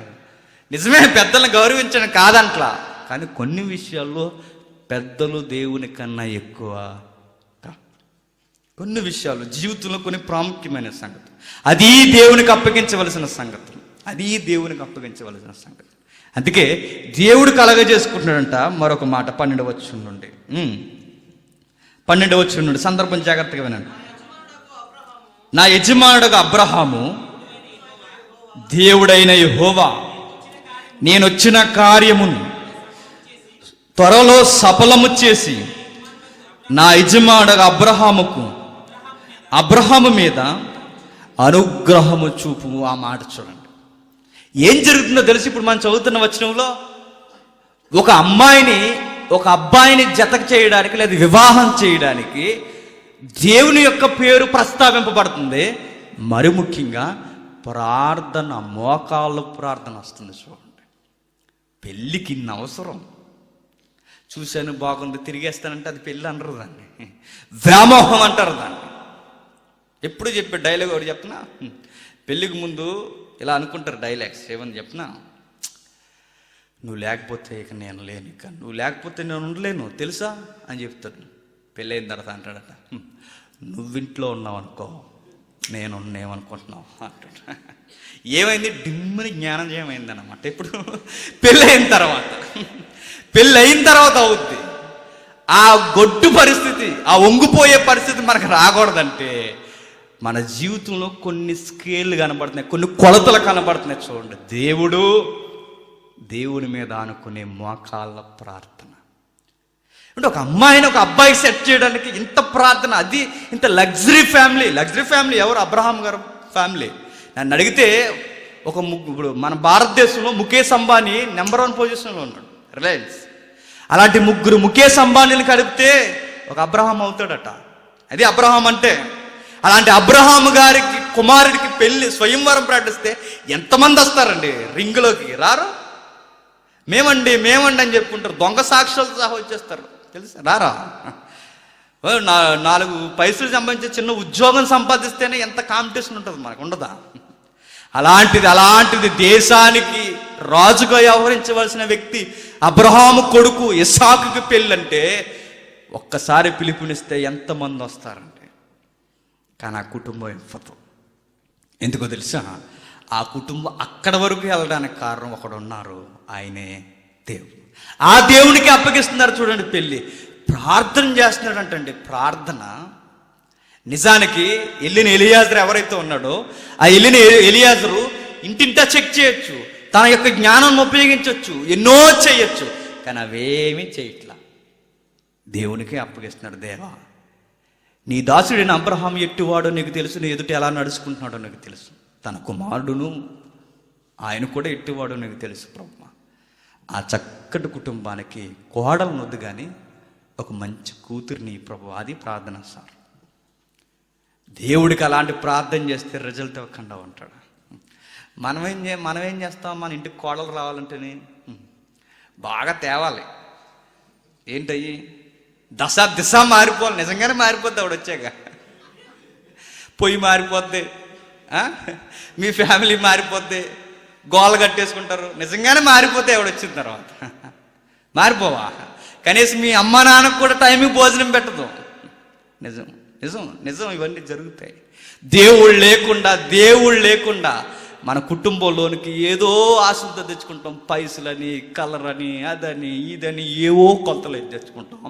కానీ వచ్చాక ఎమ్మలేక, చెప్పుకోలేక, ఏడవలేక, సిగ్గుపడలేక, ఎక్కడికి పోలేక, ఎవరితోనే కౌన్సిలింగ్ కూడా ఇప్పించుకోలేక, ఎటుపోవాలో తెలియక ఉక్కిరి బిక్కిరి అయిపోయి కాపరాల్లో మెలగలేక చివరికి ఆత్మహత్యలు చేసుకునేవారు ఎందరు లేరా? ఉన్నారు. అలాంటి పరిస్థితి రాకూడదంటే ఇదిగో నేను చెప్తున్నాను, ప్రార్థన. దేవుడు నీ లవ్ని ఆయన సెట్ చేస్తాడు. ఎవరు? పెళ్లి తర్వాత, పెళ్లికి ముందు కాదు, పెళ్లి తర్వాత నీకు కరెక్ట్గా నీకు విషయం చెప్పిన దేవుడు సెట్ చేశాడు అనుకోండి, అసలు లైఫ్లో బోరే కొట్టదు. నిజంగా మీరు అబ్జర్వ్ చేయండి, బైబిల్లో ఉన్న జంటలు దేవుడే మనకిచ్చాడు అనుకోండి, బోరింగ్ అనిపించదు. అసలు లైఫ్లో ఏమనిపించదు. నీకు చాలా ధైర్యాన్ని ఇచ్చేది, అలాంటి సహాయాన్ని మనకి ఇస్తానన్నాడు. కానీ మనం ఎదుర్కొంటాం. అమ్మాయి ఎలాంటిది చూడండి, ఎంత క్వాలిటీస్ ఉన్న అమ్మాయి, సుబుద్ధి గల భార్య, నిజముగానే సుబుద్ధి కలిగినది. కిందికి చిత్తగించుము, నేను నీ నీళ్ళ యోట యొద్ద నిలుచుచున్నాను,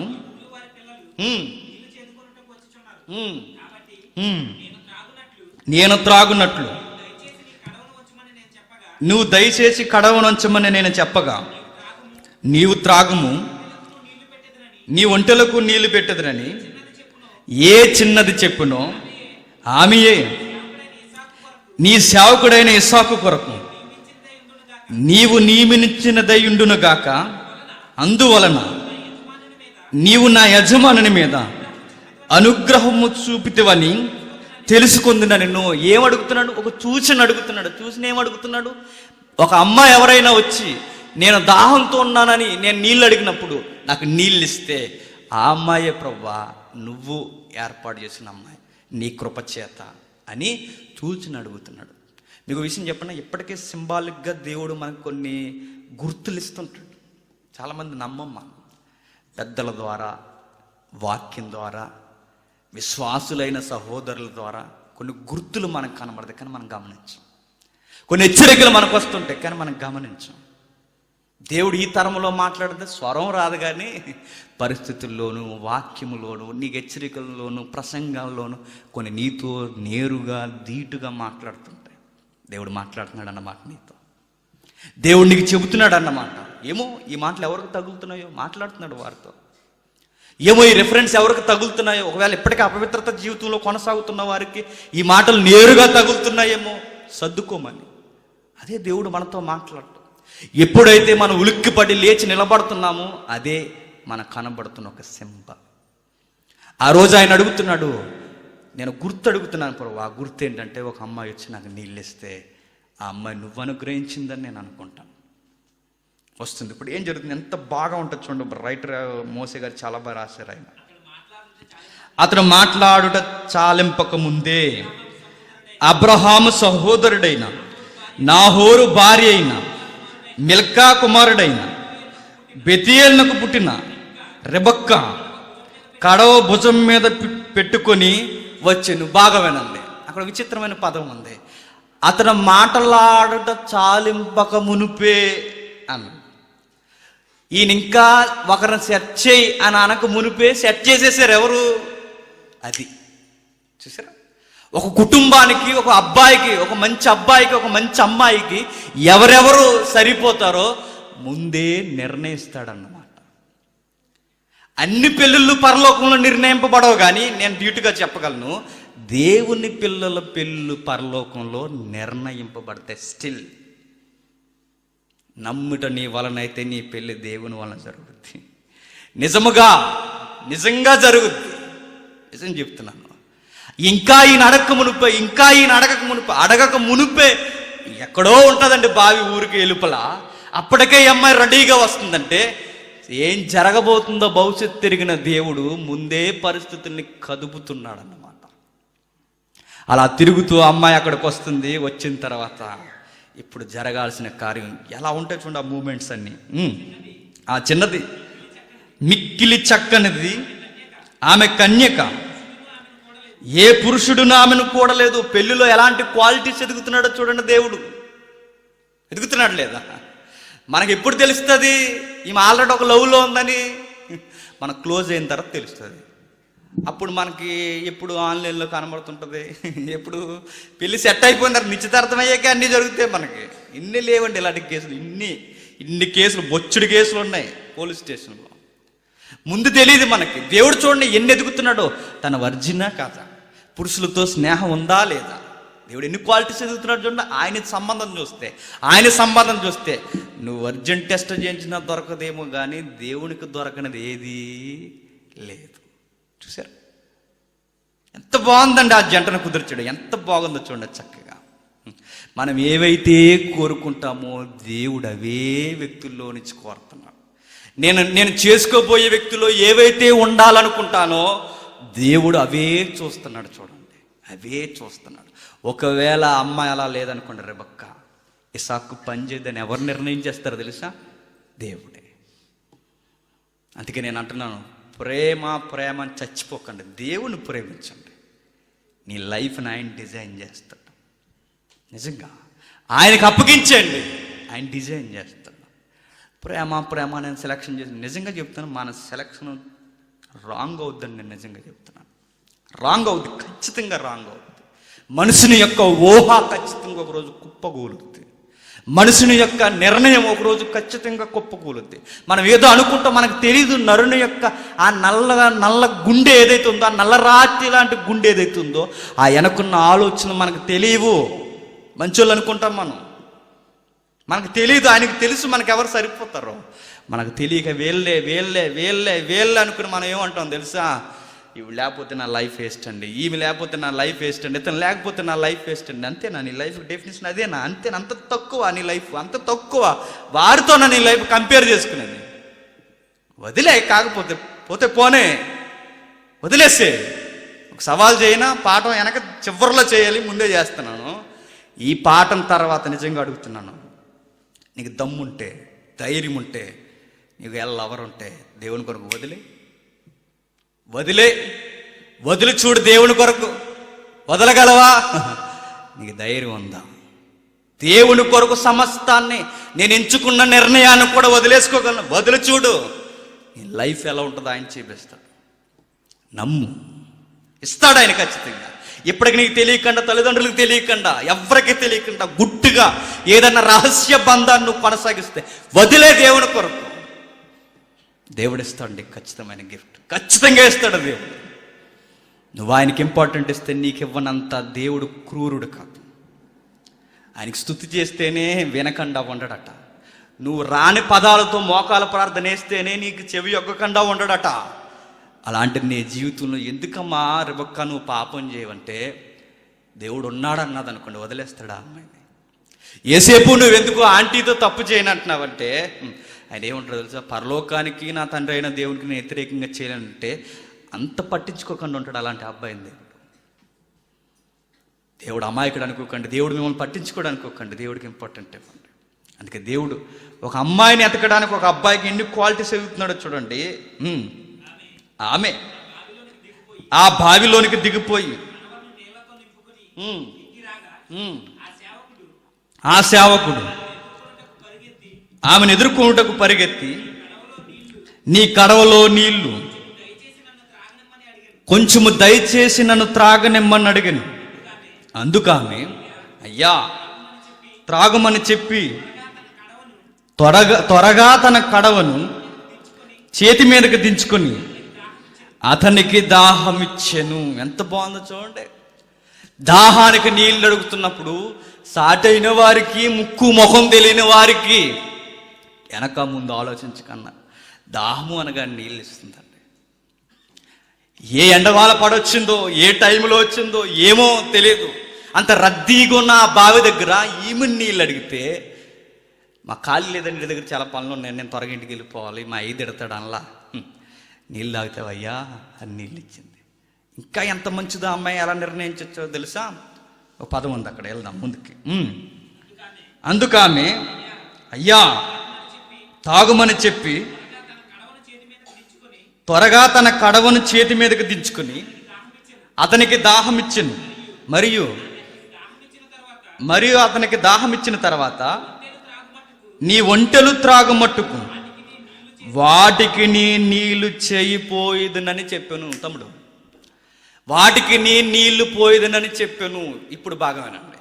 మొదట తనకి దాహం అడిగాడు, తర్వాత తన జీవులకు దాహం అడగలేదు. అబ్జర్వ్ చేయండి. తనకు నీళ్ళు అనుకోండి, ఆ అబ్బాయి లేదా అబ్బాయి కూడా కదా, ఆ పెద్ద ఆయనకి నీళ్ళు అనుకోండి, ఆ పెద్ద ఆయనకి నీళ్ళు ఈ బాటిల్ నుంచి చనిపోతాయి ఒకవేళ విపరీతంగా దాహం వేస్తే.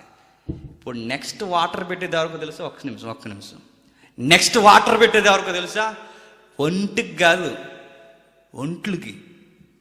ఒక ఒంటి ఎన్ని నీళ్ళు తాగేస్తుంది తెలుసా? అది ఎవడుందే బాప్తీసం తొట్టు అన్నీ తాగేస్తుంది. ఎడారిలో బతికే జీవులేటో తెలుసా? ఒంటులు. మీరు అడుగు చూడండి, ఎడారిలో నీళ్ళు దొరకలేదు అనుకోండి, ఒంటిని చంపేసి లోన నీళ్ళ తిత్తి ఉంటుంది దానికి, అన్ని నీళ్ళు దాచుకుంటుంది లోపల ఇన్ని నెలలకన్నా. అది అస్తమాలు నీళ్ళు తాగదు, కొన్ని రోజులకి నీళ్ళు తాగేస్తుంది, అంత నిల్వ చేసుకుంటుంది. అలాంటి నిల్వ చేసుకున్న నీళ్లు తప్పని పరిస్థితులు ఆ ఒంట్లను చంపేసి లోనున్న నీళ్ళు తీసుకుని తాగి బతికిన ఎడారి జీవితపులు ఎన్ని ఉంటాయో, అరేబియా ఎడారులు కానీ ఎన్నో ఎడారుల్లో ఒంటి అన్ని నీళ్ళు తాగుతుంది. ఇప్పుడు ఆ అమ్మాయి ఎన్ని ఒంట్లకు పెడుతుందో తెలుసా? ఏమో ఎన్ని తీసుకొచ్చాడో అన్ని ఒంట్లన్నిటికీ ఆయన అడక్క మునిపే. నిజానికి మనం అయితే పంపు తీసి ఒంట్లకు కానీ నీళ్ళు పెట్టమంటాడే మనం ముందే తప్పించేసుకుంటాము. అక్కడ ఏం చేయాలి తెలుసా? మీరు బావనగానే వెరీ స్టైలిష్ బావ అనుకోకండి, అది కడవనగానే మీరు ఎవరో ఊహించుకోకండి, కడవ మీద కడవ అది కాదు. ఆ బావి ఎలా ఉంటుంది తెలుసా? వాళ్ళ బావులు, అది మిడిల్ ఆసియా బావులు. అక్కడున్న బావులు పూర్వం బావులు ఉండేవి, గుర్తుందో లేదో, పెద్ద బావులుండి చుట్టూ ఇలా రాయిలు ఉండేవి, గుర్తుందా? కిందకి దిగడానికి ఇందులో ఉండదు, కిందకి దిగడానికి రాయిలు ఉంటాయి. ఆ రాయిలు దిగుతూ దిగుతూ దిగుతూ కిందికెళ్ళి మరలా పైకి ఎక్కొచ్చి ఇన్ని ఒంట్లకి నీళ్ళు పెట్టాలి. ఎక్కడుందండి? మీరు చూసారా? మాకు మరీ చెప్తున్నారు అనుకోవచ్చు. మీరు చూడండి ఒకసారి, అక్కడ ఉంటుంది, ఒకసారి చూడండి. కింది వచ్చును 16 వచ్చును. అందులో రెండవ భాగం. ఆమె ఆ బావిలోనికి దిగిపోయి కడవను నీళ్లతో నింపుకొని ఎక్కిరాగా. అంటే ఆ బావి ఎలా ఉంది? ఓరు నాయనో, మగవారు ఒక కావిడి నీళ్ళు పూర్వం తెచ్చేవారు. ఆ చెరువు దగ్గర నుంచి లేదా ఆ బావి దగ్గర నుంచి ఇంటికి తెచ్చేసరికి ముఖం వికారం అయిపోయి ఆ టైంలో ఎవరన్నా ఏమన్నా ఎలా అంటాం అను, చాలా సీరియస్ అవుతాం. ఇన్ని బిందులు ఎలా మోసింది ఆ తల్లి? పోనీ దేవుళ్ళకి ఏమైనా మోస్తుందా మొక్కులు తీర్చుకోవడానికి? కాదు. కొంచెం ఓపిక ఎక్కడ మోయగలరు? దేవుళ్ళకి ఏమైనా మొక్కులు ఉంటే మోస్తారు, కానీ ఎవరికే కాదు, ఒక ఎవరో తెలియని వ్యక్తి, ముక్కు ముఖం తెలియని వ్యక్తికి వారి యొక్క జీవులకి నీళ్లు పెట్టడానికి ఎంత కష్టపడుతుందంటే, ఈ అమ్మాయి ఎవరో తెలుసా? గుణవతి. ఎట్లా మనం చెప్పగలం? అంటే సామెతల గ్రంథం ఒకసారి టచ్ చేద్దాం. సామెతల గ్రంథం 31వ అధ్యాయం, 31వ అధ్యాయం 10వ వచనం. గుణవతి అయిన భార్య దొరుకుట అరుదు, అట్టిది ముత్యము కంటే అమూల్యమైన. నిజమే, ఆ ఊర్లో ఆమె కన్నా ఇంకా అలాంటి ఏంటంటారు, ఇక్కడ కొన్ని పదాలు ముత్యాలతో వాడారు కానీ కొన్ని డైమండ్స్కి ట్రాన్స్లేషన్ జరగాలి. నిజంగా ఆమె డైమండ్. ఎవరు? రెబెక్కా. ఇప్పుడు మరో వచ్చిన సరిపోద్ది, 17వ వచనం, 31వ అధ్యాయం 17వ వచనం. 31వ అధ్యాయం 17. ఆమె నడికట్టు చేత నడుము బలపరుచుకొని చేతులతో బలముగా పనిచేయను. గుణవతికున్న క్వాలిటీ ఏంటట? చాలా బలమైన పనులు చేస్తుందట. నిజంగానే బలమైన పనులు చేస్తుంది. ఎవరు? రెబెక్కా. పురుషుడు పెట్టడమే అసాధ్యం, అన్ని జీవులకి నీళ్లు, అలాంటి బలమైన పని చేస్తుంది. ఎవరు? రెబెక్కా. ఈవిడికి తగిలించవచ్చు ఆలోచించకుండా. ట్యాగ్ ఏంటో తెలుసా? గుణవతి. గుణవతికి ఉండే లక్షణాలు ఎట్లా తెలుస్తాయంటే, ఎట్లా తెలుస్తాయి? పాత సినిమాల్లో హీరోయిన్లా ఉంటుంది, తెలియదు. అలా అనుకోకండి. గుణవతులు అనగానే లక్షణాలు చూపిస్తున్నాడు. ఏమిటి ఆ లక్షణాల్లో ఒక లక్షణం అంటే, ఆమె కష్టపడి బలమైన పనులు చేస్తుంది. చూడండి. ఒక్కసారి సౌండ్ తమ్ముడు మరలాద్దాం. ఒకసారి సౌండ్ పని చేస్తుందా? అక్కడ మీరు అబ్జర్వ్ చేయండి, సింపుల్ లాంగ్వేజ్ అది, ఇంగ్లీష్ మనకు అర్థమైపోతుంది, ఎందుకంటే టెక్స్ట్ మనకు తెలుసు కనుక ఈజీగా అర్థం అవుతుంది. ఒకసారి చూడండి. O Lord, God of my master Abraham, please give me success today. Behold, here I stand by the well of water, and the young women of the town are coming out to draw success today. Behold, here I stand by the well of water, and the young women of the town are coming out to draw water. And this is my request. I will ask one of them, please give me a drink from your jug. And if she says, yes, have a drink, and I will water your camels too, then let her be the one you have selected as Isaac's wife.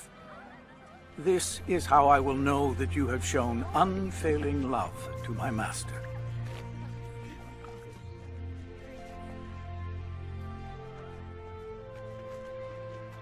Please, give me a little drink of water from your jug. Yes, my lord. Have a drink.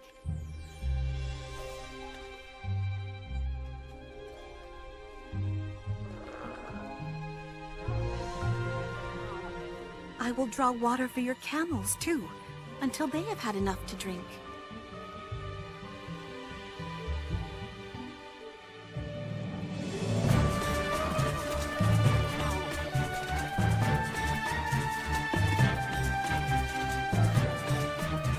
It looks like God answered your prayer, Eliezer. If she is of Abraham's tribe,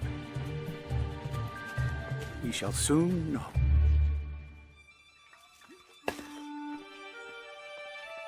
Thank you for your kindness. Please accept these gifts. Whose daughter are you? And please tell me, would your father have any room to put us up for the night? I am the daughter of Bethuel. My grandparents are Nahor and Milcah. We have plenty of straw and feed for the camels, and we have room for guests.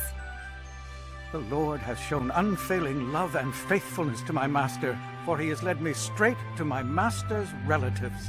వీలైతే చూడండి, super book అని నెట్లో ఒక channel, అది చాలా బాగుంటాయి videos, చూడండి. అవి మేము చేసినవి కాదు, మా ఘనత ఏం కాదు, చాలా బాగా చేస్తారు. పిల్లలకి మరి ముఖ్యంగా సండే స్కూల్ పిల్లలు ఎవరైతే ఉన్నారో అలాంటి వీడియోస్ ప్లే చేయండి, వాళ్ళకి బాగా అర్థమవుతుంది. దొరికితే నెట్లో చాలా ఉన్నాయి, మనం ఏం చూడడం, మన తప్ప ఇంకెవరో చూడడం, మనతో వచ్చింది అది గొడవ, అన్నీ చూడాలి. అక్కడ చూడండి చక్కగా ఆ అమ్మాయి చేస్తున్న పని చూడండి, అన్ని ఒంటిలకు నీళ్ళు పెట్టింది. విచిత్రం ఏంటో తెలుసా, కడవ పట్టుకుని వచ్చిందట. తన దాహం తీర్చుకోవాలంటే ఒక గ్లాస్ నీళ్ళు సరిపోతాయి, అవునా కదా? లేదా అలా దాహం వేసినప్పుడు బావి దగ్గరికి వెళ్ళి నీళ్ళు దాగి వచ్చేస్తే సరిపోతుంది. కడవెత్తుకొని ఎందుకు వచ్చింది? నా దాహమే కాదు, మా ఇంటి వారి దాహం కూడా తీరాలి. బాధ్యత కలిగిన అమ్మాయి. నా దాహమే కాదు, మా ఇంటి వారి దాహం కూడా తీరాలి. గుణవత్తుకున్న లక్షణం ఏంటో తెలుసా, తన ఇంటి వారి కొరకు ఆహార పదార్థములు సిద్ధము చేయను. గుణవతి పెళ్లి కాకమునిపే గుణవతి ఎలా ఉంటుందో మనకు చెబుతున్నాడు. ఎలా ఉంటుందో చూడాలి అంటే చరిత్రను తవ్వితే ఈ రోజుకి ఈ తరగతిలో మనకు రిబక్క కనబడుతుంది. అదే 31వ అధ్యాయం, సామెతల గ్రంథం 31వ అధ్యాయం 31 వచ్చిన చివరి మాట, చేసిన పనిని బట్టి అట్టి దానికి ప్రతిఫలమియ్యదగును గౌనుల యొద్ద ఆమె పనులు ఆమెను కొని ఆడెను. ఎంత బాగుందో చూడండి. చేసిన పనులను బట్టి ఆమెకు బహుమానం, ఆమెకు గోల్డ్ రింగ్స్ ఇచ్చాడు, అది బహుమానమే. ఇంకా గొప్ప బహుమానం ఏంటో తెలుసా, ఆమె చేస్తున్న ఉత్తమమైన పనులకు, సత్క్రియలకు గొప్ప బహుమానం ఏంటో తెలుసా, ఐజక్, ఇసాక్. మంచి బహుమానం అండి. అమ్మాయి ఎంత ఆనెస్ట్గా ఉందో అలాంటి ఆనెస్ట్గా ఉన్న అబ్బాయిని ఇచ్చాడు దేవుడు. మీరు గుర్తుపెట్టుకోండి, మీరు చక్కగా ఉండండి, మీరు చక్కగా ఉండడానికి ప్రయత్నం చేయండి, మీకు దేవుడు చక్కటి సమవుజ్జనిస్తాడు. ఇదంతా పెద్ద ట్రాస్ అది. మీరు లవ్ లవ్ లవ్ అని స్టైలిష్గా, నాకు మారక మునుపు ఒక సాంగ్ వచ్చింది, నేను అప్పుడు 8th క్లాస్ 7th క్లాస్ గుర్తులేదు నాకు. భారీ డైలాగ్ ఏంటంటే ఆ పాటలోది, గర్ల్ ఫ్రెండ్స్ లేని లైఫ్ వేస్టర్ బాయ్ అంటాడు. అందులో గర్ల్ ఫ్రెండ్స్ అంటే బూస్టర్ బాయ్ అంటాడు. గుర్తొచ్చుంటే చాలామందికి, నాకు గర్ల్ ఫ్రెండ్ కావాలరా, తెగ పాడేసి రాకపోయినా పాట. పాడేసి ఆ సాంగ్ మనకి ఇన్స్పిరేషన్ ఏంటంటే, అవును కదా మనకు కూడా ఉండాలి, బూస్టే కదా గుడ్డ, పరస ఖాళీ అయిపోద్ది ఏమనుకుంటున్నాం. ఏమి ఉండదు, అక్కడ తిప్పడం ఇక్కడ తిప్పడం, అది తిప్పి ఇది తిప్పి ఏమి ఉండదు. లవ్ అన్న పేరులో ఏమీ ఉండదండి. అంత టైం వేస్ట్. నీ పనిలో నువ్వుండు, దేవుడు గీసిన గీతలో నడువు, నువ్వు చక్కగా ఆయన చిత్తాన్ని నెరవేర్చు, దేవుడు నీకిస్తాడు ఒక చక్కటి బహుమానం. అదే కనబడుతుంది ఆమె జీవితంలో మనకు చక్కటి కనువింపు. ఈ పాఠమంతట్లో కీలకమైన పాత్ర, ఎన్నుపూస లాంటి మాట ఏంటో తెలుసా? పవిత్రత. స్పర్శ కూడా పరాయి వారిది మన జీవితంలో ఉండకూడదు. ఒకవేళ ఇప్పటికే రహస్యంగా పాపాలు చేస్తే ఈరోజు పులి స్టాప్ పెట్టండి. ఈ రోజు నుంచి మరలా నిన్ను మనుమాడబోయేవారు నీ పెనిమిటి లేదా నీ యొక్క భార్య ఎవరైతే రాబోతున్నారో అప్పటి వరకు నువ్వు పవిత్రంగా ఉండడానికి ప్రయత్నించే, నీకు సమవుజ్జనిస్తాడు ఖచ్చితంగా. ఒకవేళ జరిగిపోయి ఉండొచ్చు బలహీనతలు. ఎప్పటి నుండి ఉండడానికి ప్రయత్నం చేయాలి. ఎప్పటి నుండి? ఈ రోజు నుండి. ఈ లవర్స్ డే నీకు మంచి డే అవ్వాలి, చెయ్యి. అందుకే బైబిల్లో న్యూ టెస్టిమెంట్లో దేవుడు రాసిన పదజాలం ఏంటో చూడండి. మొదటి దశలోనికి రాసిన మొదటి పత్రిక ముగించుకుందాం. దశలోనికి రాసిన మొదటి పత్రిక 3వ అధ్యాయం. దశలోనికి రాసిన మొదటి పత్రిక 4వ అధ్యాయం, 4వ అధ్యాయం 3వ వచనం నుండి, మీరు పరిశుద్ధులగుటయే అనగా మీరు జారత్వమునకు దూరముగా ఉండుటయే దేవుని చిత్తం. చూసారా, శిలాశాసనం అది. ఏమంటున్నాడు చూడండి మరలా, మీరు పరిశుద్ధులగుటయే అనగా మీరు జారత్వమునకు దూరముగా ఉండుటయే దేవుని చిత్తము. లవ్లో ఉండేది ఏంటి చెప్పండి? జారత్వమే కదండి, టెంప్టేషనే కదా, అదే కదా ఉండేది. అంతకు మించి ఏముంది? అంతకు మించి ఇంకా అక్కడ ఏం కనబడుతుంది? అదే, అది లేకుండా ఉండడమే దేవుని చిత్తం. ధ్యానంలోనట కొన్ని పాటించొచ్చట. అందరూ అడుగుతారు, పౌలు గారు ఎలా ఉండగలిగారు, భక్తులు ఎలా ఉండగలిగారు? ఉండొచ్చు. ఎట్లనే చెప్పనా, మన మైండ్లో సెక్స్ ఆర్గాన్ అని ఒకటి పనిచేస్తుంటుంది. అది నీకు అణిగిపోవాలి అంటే నువ్వు ఎక్కువ దేవుడి కొరకు రగిలిపోవాలి. ఎప్పుడైతే నువ్వు ఎక్కువగా దేవుడి కొరకు రగిలిపోతున్నావో ఆర్గాన్ పనిచేయదు. అర్థమవుతుందా? ఎలా ఉండగలరంటే ఉండగలరు. ఎందుకు ఉండలేరు? నువ్వు వస్తున్న దుష్ట ప్రదేశాలు, దుష్టమైన కార్యాలు ఏవైతే ఉన్నావో వాటికి దూరముగా జరిగి నువ్వు ప్రార్థనలోను దేవుని యొక్క విశ్వాసంలోనూ గడుపుతూ ఉంటే ఆర్గాన్ పనిచేయదు. అది ఎప్పుడు పనిచేస్తుందో తెలుసా? దాన్ని అట్రాక్షన్ చేసేవి ఏవైతే ఉన్నావో అప్పుడు రగులుతుంటుంది. అది అలా రగులుతున్న దగ్గర నువ్వు లేకుండా తప్పించుకుని పో, నీకు ఆ కార్యము జరగదు. అంతకుమించి సీక్రెట్స్ ఏమి ఉండవండి. పౌలు కానీ తిమోతి కానీ భక్తులు కానీ ఆ కుంపట్లో ఉండడానికి ప్రయత్నం చేయలేదు, అక్కడి నుంచి పారిపోయారు. నేను పారిపోను, నేను సూపర్ మ్యాన్ అని అక్కడ ఉన్నాను అనుకో. సూపర్ మ్యాన్ ఒకరు ఉన్నారు బైబిల్లో, చూస్తారు ఒకసారి. బైబిల్లో కంపేర్ చేసి మాట్లాడాడు. నెహెమ్యా గ్రంథం 13వ అధ్యాయం, నెహెమ్యా గ్రంథం 13వ అధ్యాయం 26వ వచనం నుండి. నెహెమ్యా గ్రంథం 13వ అధ్యాయం 26వ వచనం నుండి, ఇట్టి కార్యములు జరిగించి, ఎట్టి కార్యములు ఇంటికి వెళ్ళిన తర్వాత ఎట్టి కార్యములు చేయకూడదో అట్టి కార్యములు, దేవునికి విరుద్ధమైన పెళ్ళిళ్ళు, దేవునికి విరుద్ధమైన సహవాసాలు, దేవునికి విరుద్ధమైన అపవిత్రమైన కార్యం, ఇట్టి కార్యములు జరిగించి ఇశ్రాయేలీల రాజైన సొలొమోను పాపం చేయలేదా? అనేక జనములలో అతని వంటి రాజు లేకపోయినను అతడు తన దేవుని చేత, అద్దుగా పదం చూడండి, అతడు తన దేవుని చేత ప్రేమింపబడిన వాడై ఇశ్రాయేలు అంతటి మీద రాజుగా నియమింపబడినను అన్య స్త్రీలు అతని చేత సహా పాపము చేయించలేదా? చూసారా, అలాంటోడే ఏమైపోయాడట? స్త్రీల సహవాసంలో పడితే దేవుని ప్రేమ నుండి దూరంగా జరిగి పాపంలో పడిపోయాడు. ప్రేమలో పడ్డం అంటే ఏంటి చెప్పినా? పాపంలో పడ్డం. అంతే. ఈ బైబిల్ వైరాగ్యంలో మాట్లాడితే ప్రేమలో పడడం అంటే ఇదే, పాపంలో పడటం. సొలొమోను చూడండి, సొలొమోను దేవుడు ప్రేమిస్తున్నాడట. ఈ ప్రేమ ఈయనకి నచ్చలేదు, కానీ మరి ఏ ప్రేమ నచ్చిందట? అన్య స్త్రీలు ప్రేమ నచ్చిందట. ఆ తర్వాత ఏమైందో సొలొమోను జీవితం చదవండి. దుర్భరం, బాధపడుతూ ప్రసంగి రాస్తుంటాడు. అయ్యో ఏం జరుగుతుంది నా జీవితంలోనే ప్రసంగిగా వ్యక్తీకరిస్తాడు. ఆ తర్వాత ప్రేమ కావ్యాలు ఎన్నో ఆయనలో మనం చూస్తుంటాం. నిజమైన ప్రేమ, నిజమైన వరుణ్ణి పట్టుకోవడం అని పరమగీతాల్లో వ్యక్తీకరణ చేస్తుంటాడు. ఎందుకు? అనుభవం. అందుకే చెప్తున్నాను, దేవుని సహవాసం నుండి, దేవుని ప్రేమ నుండి వెళ్ళిపోవద్దు. మీరు బైబిల్ చదువర్లుగా బైబిల్ ఎక్కువ స్టడీ చేస్తుంటాం మనంతా స్టూడెంట్స్ కనుక.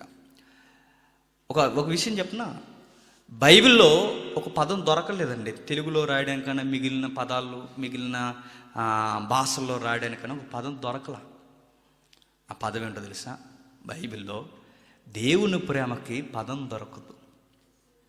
దాన్ని అగాపే అంటారు. దాన్ని వర్ణించడం కష్టం, ఏ పదాన్ని తగిలించడం. అలాంటి పదాలు చాలా ఉన్నాయి. హల్లెలూయా ఒకటి. హల్లెలూయా అనగానే చాలామంది తప్పుడు డెఫినేషన్లు ఇచ్చారు. హల్లెలూయా అంటే అర్థం వేరు. దేవుణ్ణి స్తుతించడానికి ఒక పదం అనొద్దని కాదు, చాలామందికి తెలియదు. అది తప్పుడు డెఫినేషన్లు ఇచ్చేసాం మనం. హల్లెలూయా అనేది దేవుణ్ణి గణపరచడం, ఎలా గణపరచాలో దానికి ఒక గంభీరమైన పదాన్ని చూస్తే అది హల్లెలూయా. అదంతా ఇప్పుడు వద్దులేండి, మళ్ళీ ఇది ఒక గొడవ. ఎందుకంటే అర్థం చేసుకోవడానికి ఎక్కువ, అపార్థం ఎక్కువ. క్రిస్మస్ని అలాగే క్రిస్మస్ లెసన్ అలా తయారు చేశారు. అవి ఆ తరగతి మాట్లాడాలి. నేను ఎందుకు మాట్లాడలేదో అర్థం వాళ్ళకి అర్థం అవుతుందిలేండి. అవి ఆ తరగతి మాట్లాడనుకోండి, నెక్స్ట్ తరగతి ఉండదు ఎవరైతే మాట్లాడారో వాళ్ళు. నిజమేది. అవి ఆ తరగతికి వచ్చి లేని తప్పుడు సంగీతాలు చేవో చెప్పుకొచ్చాను. సమయం వచ్చినప్పుడు ఖచ్చితంగా చెప్తాను. అదే క్రిస్మస్ కొరకు మనం చెప్పింది ఏంటి? ఎవ్రీడే క్రిస్మస్ జరగాలి. బయట ఏం చెప్పారు? జేమ్స్ అని క్రిస్మస్ చేయమంటాడు. ఎవ్రీడే చేయమన్నాను, ఒకరోజు కాదు. అలా తప్పుడు సంకేతాలు వెళ్ళిపోద్దు. అగాపే అనే పదం, అగాపే అనే పదం గంభీరమైన దేవుని ప్రేమను కొలిసేది. అది ట్రాన్స్లేషన్ దొరకదు. మీరు గుర్తుందో లేదో బాగా వినండి. పేతురుతో మాట్లాడుతున్నప్పుడు యోహాను సువార్తలో 3 సార్లు అడుగుతాడు యేసుక్రీస్తు. గుర్తుందా? 3 సార్లు అడుగుతాడు. ఏమని? నువ్వు నన్ను ప్రేమిస్తున్నావా? ఒకసారి. నువ్వు నన్ను ప్రేమిస్తున్నావా? రెండోసారి. నువ్వు నన్ను ప్రేమిస్తున్నావా? మూడోసారి. ఈ 3 ప్రేమలు ఒక్కటి కాదు, ఈ చివరిదే అగాపే ప్రేమ. తెలుగులో అలా రాశారు, కానీ తల్లి ప్రేమ, స్నేహితుల ప్రేమ, దేవుని ప్రేమ. ఈ ప్రేమ ఉందా? సైమన్ పీటర్ అని అడిగాడు. చూసారా? ఇది ఇలాంటి పదజాలం వెళ్తుంది. అలాంటి ప్రేమ నుండి ఎవరు పోతున్నారట? సొలొమోను గారు. ఆ రోజు ఆయన, ఈరోజు మనం. బ్రదర్స్, దేవుని ప్రేమ కన్నా గొప్ప ప్రేమ ఏది ఉంటుంది? గుర్తుపెట్టుకో, దేవుని ప్రేమ కన్నా గొప్ప ప్రేమ ఏది ఉండదు. ఒకవేళ ఇది మనకు అర్థం కాకపోతే, ఎక్స్పీరియన్స్ ఉన్న ఒక క్యాండిడేట్ ఉన్నాడు బైబిల్లో. ఆ క్యాండిడేట్ని అడిగితే చక్కగా చెబుతాడండి. ఆయన భలే అంటాడు. ఆ పదం ఒకసారి చూడండి. కొరింథీయులకు రాసిన పత్రిక 7వ అధ్యాయం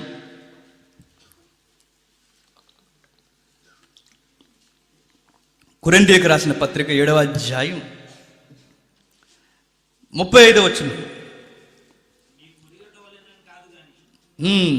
ఉరి వడ్డవలన అంటే దాని అర్థం ఏంటంటే, మీకు ఆజ్ఞాపించాలి, కొత్త ఆజ్ఞ మీకు పెట్టాలని కాదు, కానీ 1 కొరింథీ 7వ అధ్యాయం 35వ వచనం. ఈ 7వ అధ్యాయంలో క్వశ్చన్ ఏంటంటే, కొరింథీ సంఘం కొన్ని క్వశ్చన్స్ పంపిస్తారు. ఎవరికి? పౌలు గారికి. వాళ్ళకి చాలా ప్రశ్నలు ఉంటాయి. ఏంటి ఆ ప్రశ్నలు అంటే, విగ్రహాలకు అర్పించింది తినొచ్చా, స్త్రీని ముట్టుకోవచ్చా, ముట్టుకోకూడదా, ఇలాంటి కొన్ని ప్రశ్నలు లేవనెత్తి పంపిస్తారనమాట. ఆ ప్రశ్నల సమాధానమే 1 కొరింథీ పత్రిక.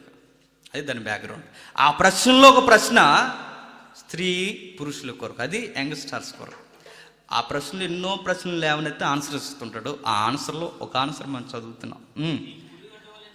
మీకు ఆజ్ఞాపింపవలనని కాదు, కానీ మీరు యోగ్య ప్రవర్తనులై తొందరేమీ లేక. పదం చూడండి ఎలా ఉందో. ఏంటట?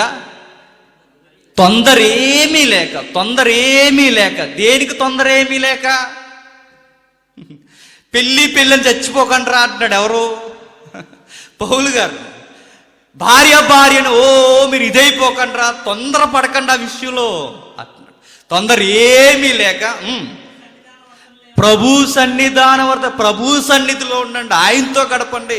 ఓ సెట్టింగ్ చేసుకున్న పెళ్ళని మీరు ఓ ఎర్రవీగి లోకంలో తిరగొద్దు, తొందరపడకండి ఆ విషయంలో అంటున్నాడు.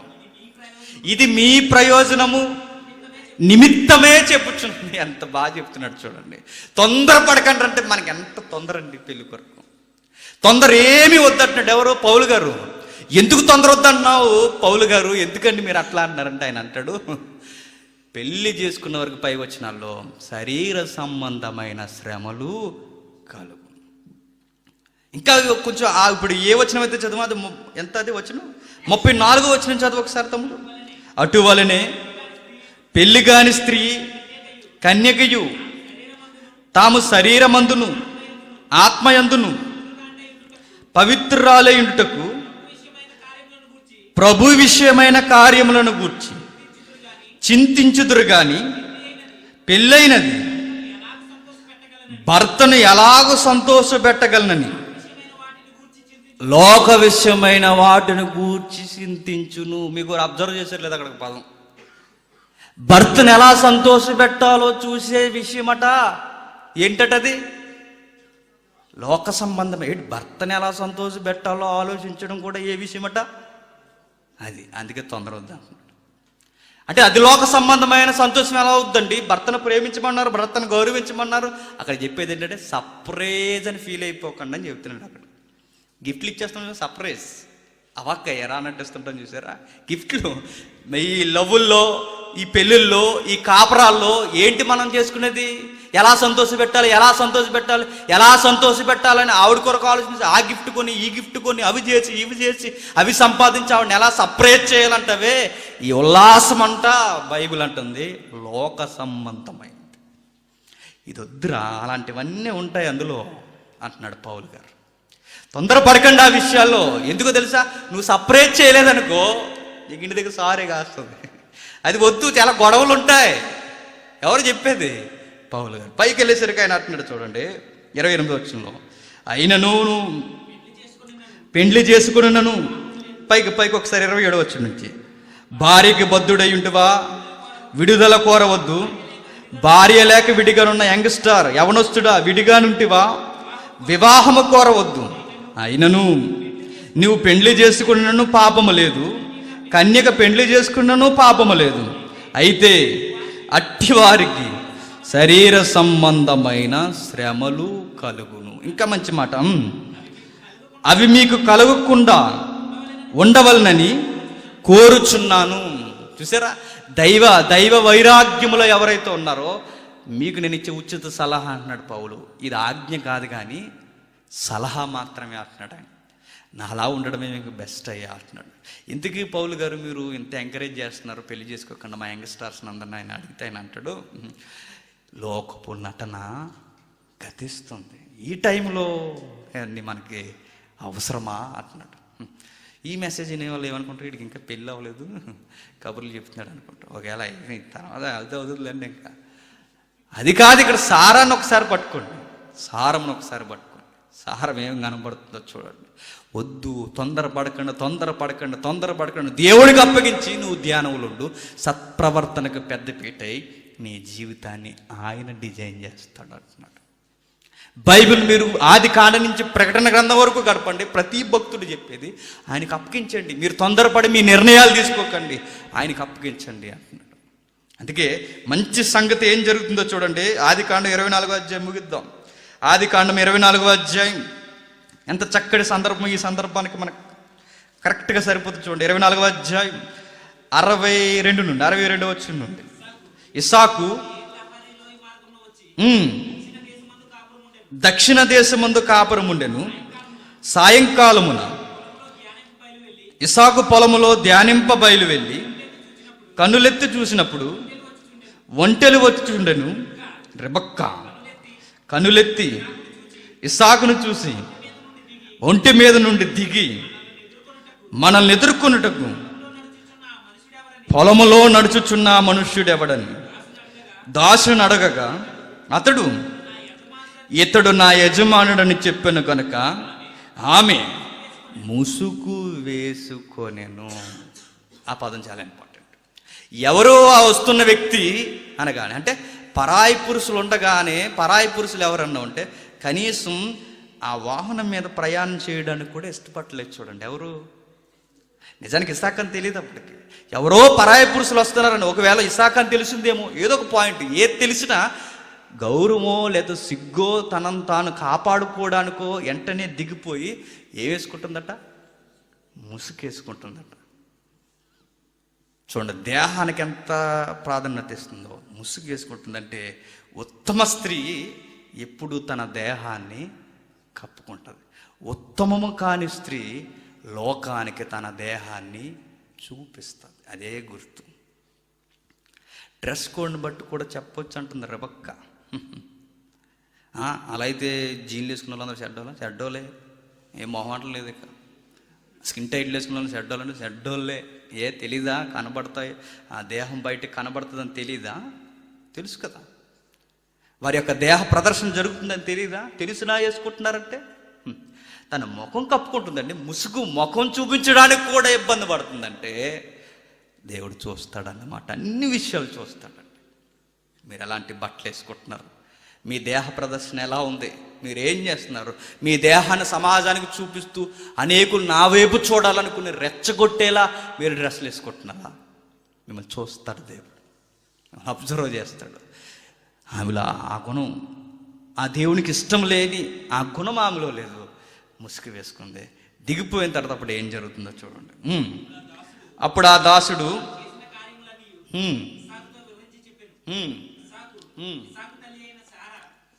ఇసాకు తల్లి అయిన సారా అప్పటికే 23వ అధ్యాయంలో చనిపోయింది. ఎవరు? ఆమెకు ఉత్తమ స్త్రీ ఎవరు? శారమ్మ గారు. శారమ్మ గారు గురించి పేతురు గారు కానీ భక్తులు కానీ మర్చిపోకుండా రాస్తారు, వాగ్దానాలు ఎలా పొందుకుందాం. అంత ఉత్తమ స్త్రీ చనిపోయిన తర్వాత మరలా అలాంటి స్త్రీ ఆ కుటుంబానికి దొరుకుద్దా? కానీ దొరికింది. ఎవరు? రెబెక్కానే. మరలా వాళ్ళ మమ్మీ గుర్తు రాకుండా చేసిందండి. ఎవరికి? ఇసాకు. దేవుడి గిఫ్ట్ ఇస్తే అలా ఉంటుంది. దేవుడి గిఫ్ట్ ఇచ్చకుండా మనం గిఫ్ట్ తీసుకున్నాం అనుకోండి, అప్పుడు మిగిలిన గుర్తొస్తాయి మనకి. ఆ రోజు ఎలా చేశాను, ఈరోజు ఎలా చేశాను, అలా చేయకుండా ఉంటే బాగుండు, నా జీవితం ఎలా అయిపోయింది. మనల్ని బాధపరిచేవి దేవుడిచ్చే బహుమానంలో మర్చిపోతాం, మన బాధ సంబంధమైనవన్నీ మర్చిపోతాం. తమ్ముడు ఆ క్లిప్ ఉంటుంది, ఒకసారి ప్లే చేయి. ఇంకా కిందికి చదవండి. ఇస్సాకు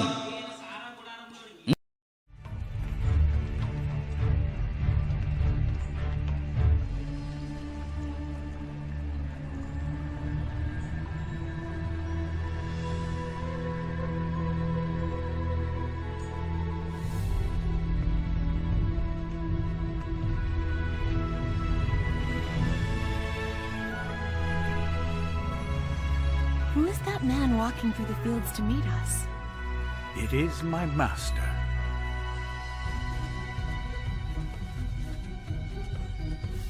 Well, I guess we'll know soon enough if she's the right one. I already know.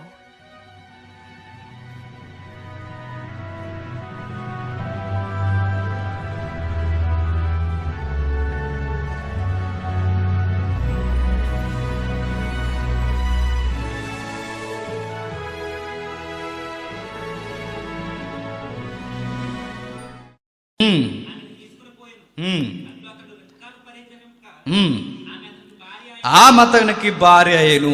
ఆ రోజుల్లో వాళ్ళకి పెళ్ళి ఏంటంటే, ఇశ్రాయేలీలకి, మరి ముఖ్యంగా మిడిల్ ఆసియా, మరి ముఖ్యంగా కానాను భూభాగం వాళ్ళకి పెళ్ళి ఏంటంటే బైబిల్లో కూడా ఉంది, వారిరువురు ఏకమైతే పెళ్ళి అయిపోయినట్టే. అది వారికి వివాహం, అది వారికి వివాహ కార్యం. అందుకే ఆమెతో పరిగ్రహింపగా వివాహం జరిగిపోయింది.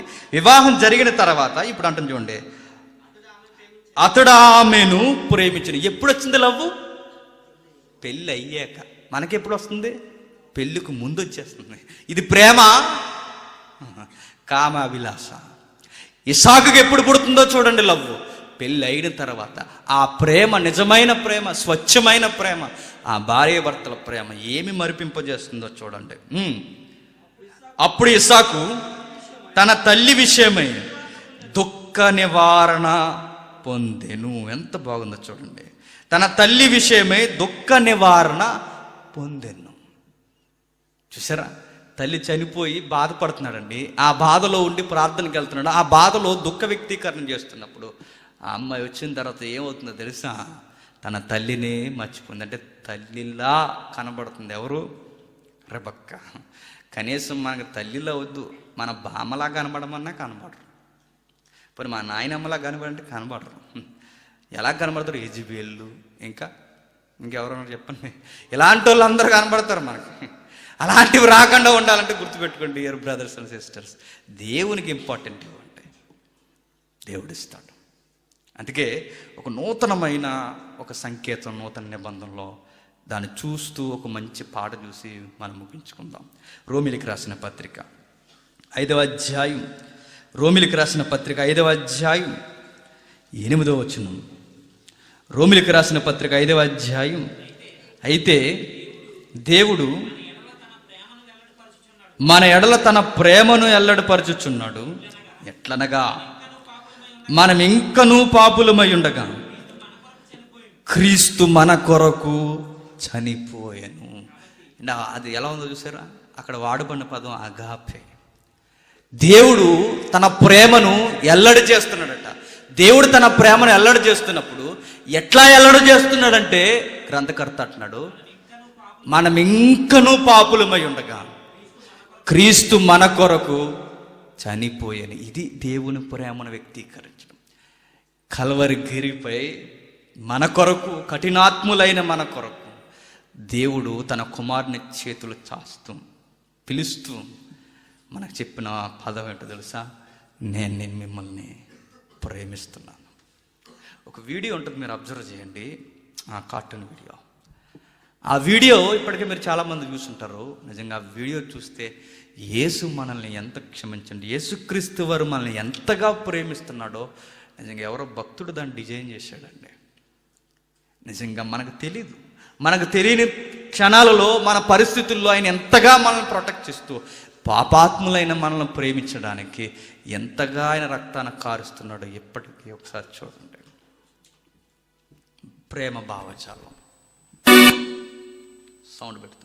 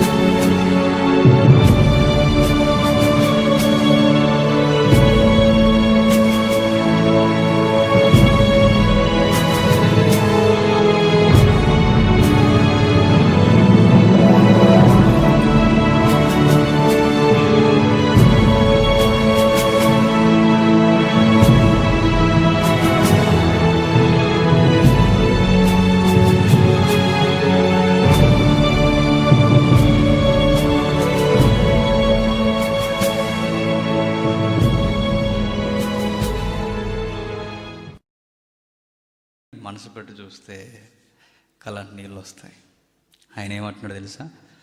ఒక్క రాయి తగిలింది స్వారీ అంటున్నాడు ఆయన. ఇన్ని రాళ్ళు కాపాడుతున్నప్పుడు ఏదో ఒకటి తగులుతుంది. మనకు అప్పుడప్పుడు తగులుతుంటాయి కొన్ని. అది ఒక్కటే నీకు అలాంటివి తగలకుండా ఎన్నో కాపాడుతున్నాడు. దేవుడు మన మీద ఎంత ప్రేమను కురిపిస్తున్నాడో తన కుమారుని ద్వారా వ్యక్తీకరిస్తున్నాడు. తన కుమారుని ద్వారా మనకు బయలుపరిచాడట. కన్యగా ఉన్న రెబెక్కాని సంఘం పోల్చుకుంటే తన వరుడి కొరకు తన కన్యత్వాన్ని కాపాడుకుంది. తన ప్రియునికి తన దేహాన్ని పవిత్రంగా అప్పగించాలని కన్యత్వాన్ని కాపాడుకుంది. మన ప్రియుని కొరకు మనం కూడా మన దేహాల్ని పవిత్రముగా కాపాడుకోవాలి. ఆయనంతటి వాడే మనం వివాహం చేసుకోవాలి అంటే మనలో ఎంత పవిత్రత ఉండాలో ఒకసారి అబ్జర్వ్ చేయండి. కానీ లోకం ఏమైపోయిందో తెలుసా? లోకం ఎలా గొడ్డుగా మారిపోయిందో తెలుసా? బలహీనతల చేత, వ్యసనాల చేత లోబడిపోయి తాగుడు, సిగరెట్లు, క్రైస్తవులం అని చెప్పుకుంటూనే రహస్యంగా పాపాలు, ఇన్నిటి చేత మనం ఏడబడుతూ చివరికి దుష్టుడు సర్పమై ఆ రోజు నుంచి ఈ రోజు వరకు కనిపించే సర్పంగా అప్పుడు కనిపించిన వాడుగా ఇప్పుడు మళ్ళీ కాటేస్తూనే మన జీవితాన్ని కడదేర్చడానికి ప్రయత్నం చేస్తున్నా. ఇంకా ఆయన మన చేతులు చాచి పిలుస్తున్నాడు, వచ్చే నా నిజమైన ప్రేమలో. కానీ యేసు ప్రేమను అనుభవించి చూడండి, ఇక ఏ ప్రేమ మీకు అంత ప్రేమగా కనిపించదు. ఆయనకి మీ జీవితాన్ని అంకితం చేసి చూడండి, మీ జీవితంలో ఆయన కార్యములు చేస్తాడు. ఓకే, గొప్ప సంగతులు విన్నారు. పెళ్ళి అన్న దాన్ని మీరు మనసులో నుంచి దేవుని మీద పెట్టండి, ఆయన డిజైన్ చేస్తాడు. పెళ్లి చేసుకోవడానికి ఎత్తుక్కోకండి, కుప్పకూలిపోతారు. దేవుడికి కేంద్రస్థానం కాకుండా మీ ఆలోచనకి కేంద్రస్థానం ఇవ్వకండి, దెబ్బతింటారు. దేవునికే కేంద్రస్థానం ఇవ్వండి, ఆయనకే సమస్తాన్ని అప్పగించండి. నీ యవనేచ్ఛ ఏదైనా ఆ యవనేచ్ఛ దేవుని ఇచ్చే ఉండాలి. నీ ప్రార్థనా జీవితం దేవునితోనే ముడిపడి ఉండాలి. చాలా ఈజీ అండి దేవుని కొరకు బ్రతకడం. పాపం చేయడమే చాలా కష్టం. పాపం మనకు బాగా అలవాటు అయిపోయింది కనుక మంచిగా బ్రతకడం కష్టం. మంచిగా బ్రతకడం అలవాటు చేసుకో, పాపం చేయడం చాలా కష్టం. అందుకే ఒకవేళ మీరు మొండిగా నన్ను ప్రశ్న అడిగితే ఒకే ఒక్క నేను ఆన్సర్ ఇవ్వగలను. మరి పాపాన్ని జయించడం ఎట్లా బ్రదర్ అంటే, ప్రభువు చెప్పిన మాట, ఎన్నో తరగతుల్లో చెప్పిన మాట, మీరు శోధనలోనికి ప్రవేశింపకున్నట్లు ప్రార్థన చేయడి అన్నాడు. ఇదే సీక్రెట్. ఆ సీక్రెట్ మీరు పాటించండి, మీరు శోధనలోనికి వెళ్ళరు. దేవుళ్ళో ఉంటారు, దేవునితో గడుపుతాడు. దేవుడు మీ చింత యావత్తు ఆయన మీద వేస్తే ఆయన చూసుకుంటాడు. ఈ వాగ్దానం నీకు నమ్మకం లేకపోతే ఇంకా నువ్వు లోకస్తుల్లాగే లవ్వులు అవి ఇవి అని నీ ట్రైనింగ్లో నువ్వు ఉంటే ఒక రోజుకి రిజల్ట్ చాలా ఘోరంగా ఉంటుందన్న సంగతి మర్చిపోకు. God bless you. చిన్న ప్రార్థన చేసుకుందాం. ప్రార్థన తర్వాత చూసేవారు చూడండి, మంచి సాంగ్ ప్లే అవుద్ది. లేట్ అవుతున్న వారు అల్పాహారం ఉంటుంది, తీసుకునే అల్పాహారం ఉంది, ఎలాగ తప్పదు సాంగ్ చూడండి. చిన్న ప్రార్థన చేసుకుందాం. ఈ రెడీ చేయండి తమ్ముడు, లేట్ అవుతుంది. ఉన్నారా అల్పాహారం బ్యాచ్? రెడీ చేసి ప్రార్థన చేసుకుందాం. వెరీ ఇంపార్టెంట్ మీటింగ్ అది. పరలోకమందున మా తండ్రి, మీ గొప్ప సంగతులు నిజమ తండ్రి, మా జీవితంలో పవిత్రతకు మీరు కోరుకున్నట్టుగా తండ్రి కేంద్రస్థానం ఇస్తే తండ్రి, మా జీవితాన్ని మీరే సిద్ధం చేస్తారు, మీరే అందముగా తీర్చిదిద్దుతారు తండ్రి. ఒకరోజు మీకు ఇష్టమైన ప్రియులు, కనువింపుగా కనిపించే జంట తండ్రి రెబెక్కా, ఇస్సాకు, మీ మీద వారు ఆనుకుంటే తండ్రి వారి చక్కటి జంటగా మీరు ఎట్లా తీర్చారు, ఇప్పటికీ తండ్రి మీరు అదే సంకల్పం కలిగి ఉన్నారని మీ పిల్లలుగా తండ్రి మా జీవితాల్లో ప్రేమ వైరాగ్యం అని మేము తిరగక తండ్రి మీ కొరకు కేవలం మిమ్మునే మేము ప్రేమిస్తూ మా జీవితాల్లో మీకే కేంద్రస్థానం ఇస్తూ తండ్రి మా పవిత్రతను మేము కాపాడుకొని మా ప్రియుడైన వరుడు తండ్రి మీ కుమారుడు ఆయన వచ్చేంత వరకు తండ్రి మమ్మల్ని మేము పవిత్రంగా కాపాడుకుంటే నిజమైన వివాహ మహోత్సవంలోనికి మేము అడుగులు వేయడానికి తండ్రి ఇంకనూ ఎదురు చూస్తూ తండ్రి మమ్మల్ని మేము సిద్ధం చేసుకోవడానికి మీరే మమ్మల్ని నడిపించండి తండ్రి. వచ్చిన యవనస్తులందరినీ జ్ఞాపకం చేసుకోండి, వచ్చిన యవన బిడ్డలందరినీ జ్ఞాపకం చేసుకోండి తండ్రి. వారి జీవితాల్లో దుష్టుని యొక్క ఆలోచనలు ప్రథమ స్థానంగా ఉండక కేవలం తండ్రి మీ ఆలోచనలనే వారిని సంతోషింపజేస్తూ వారి జీవితంలో మీకే కేంద్ర స్థానం ఇస్తూ తండ్రి మీ కొరకు ఉన్నతంగా రగిలిపోతూ సంఘాన్ని రగిలిస్తూ తండ్రి అనేక మందిని నిలబెట్టడానికి తండ్రి ప్రతి యవన బిడ్డని మీరు వాడుకుంటారని మీ చేతులకు అప్పగిస్తూ మరి ముఖ్యంగా తండ్రి ఎవరైతే యవనస్తులు ఉన్నారో వారందరి జీవితాల్లో తండ్రి స్త్రీలైన పురుషులైన వారి కుటుంబాలకు తండ్రి దీవెనకరంగా వారిని నిలబెట్టండి. సమాజానికి తండ్రి క్రైస్తవ పిల్లలంటే ఎట్లా ఉంటారో వారి ద్వారా రుజువు చేయండి తండ్రి.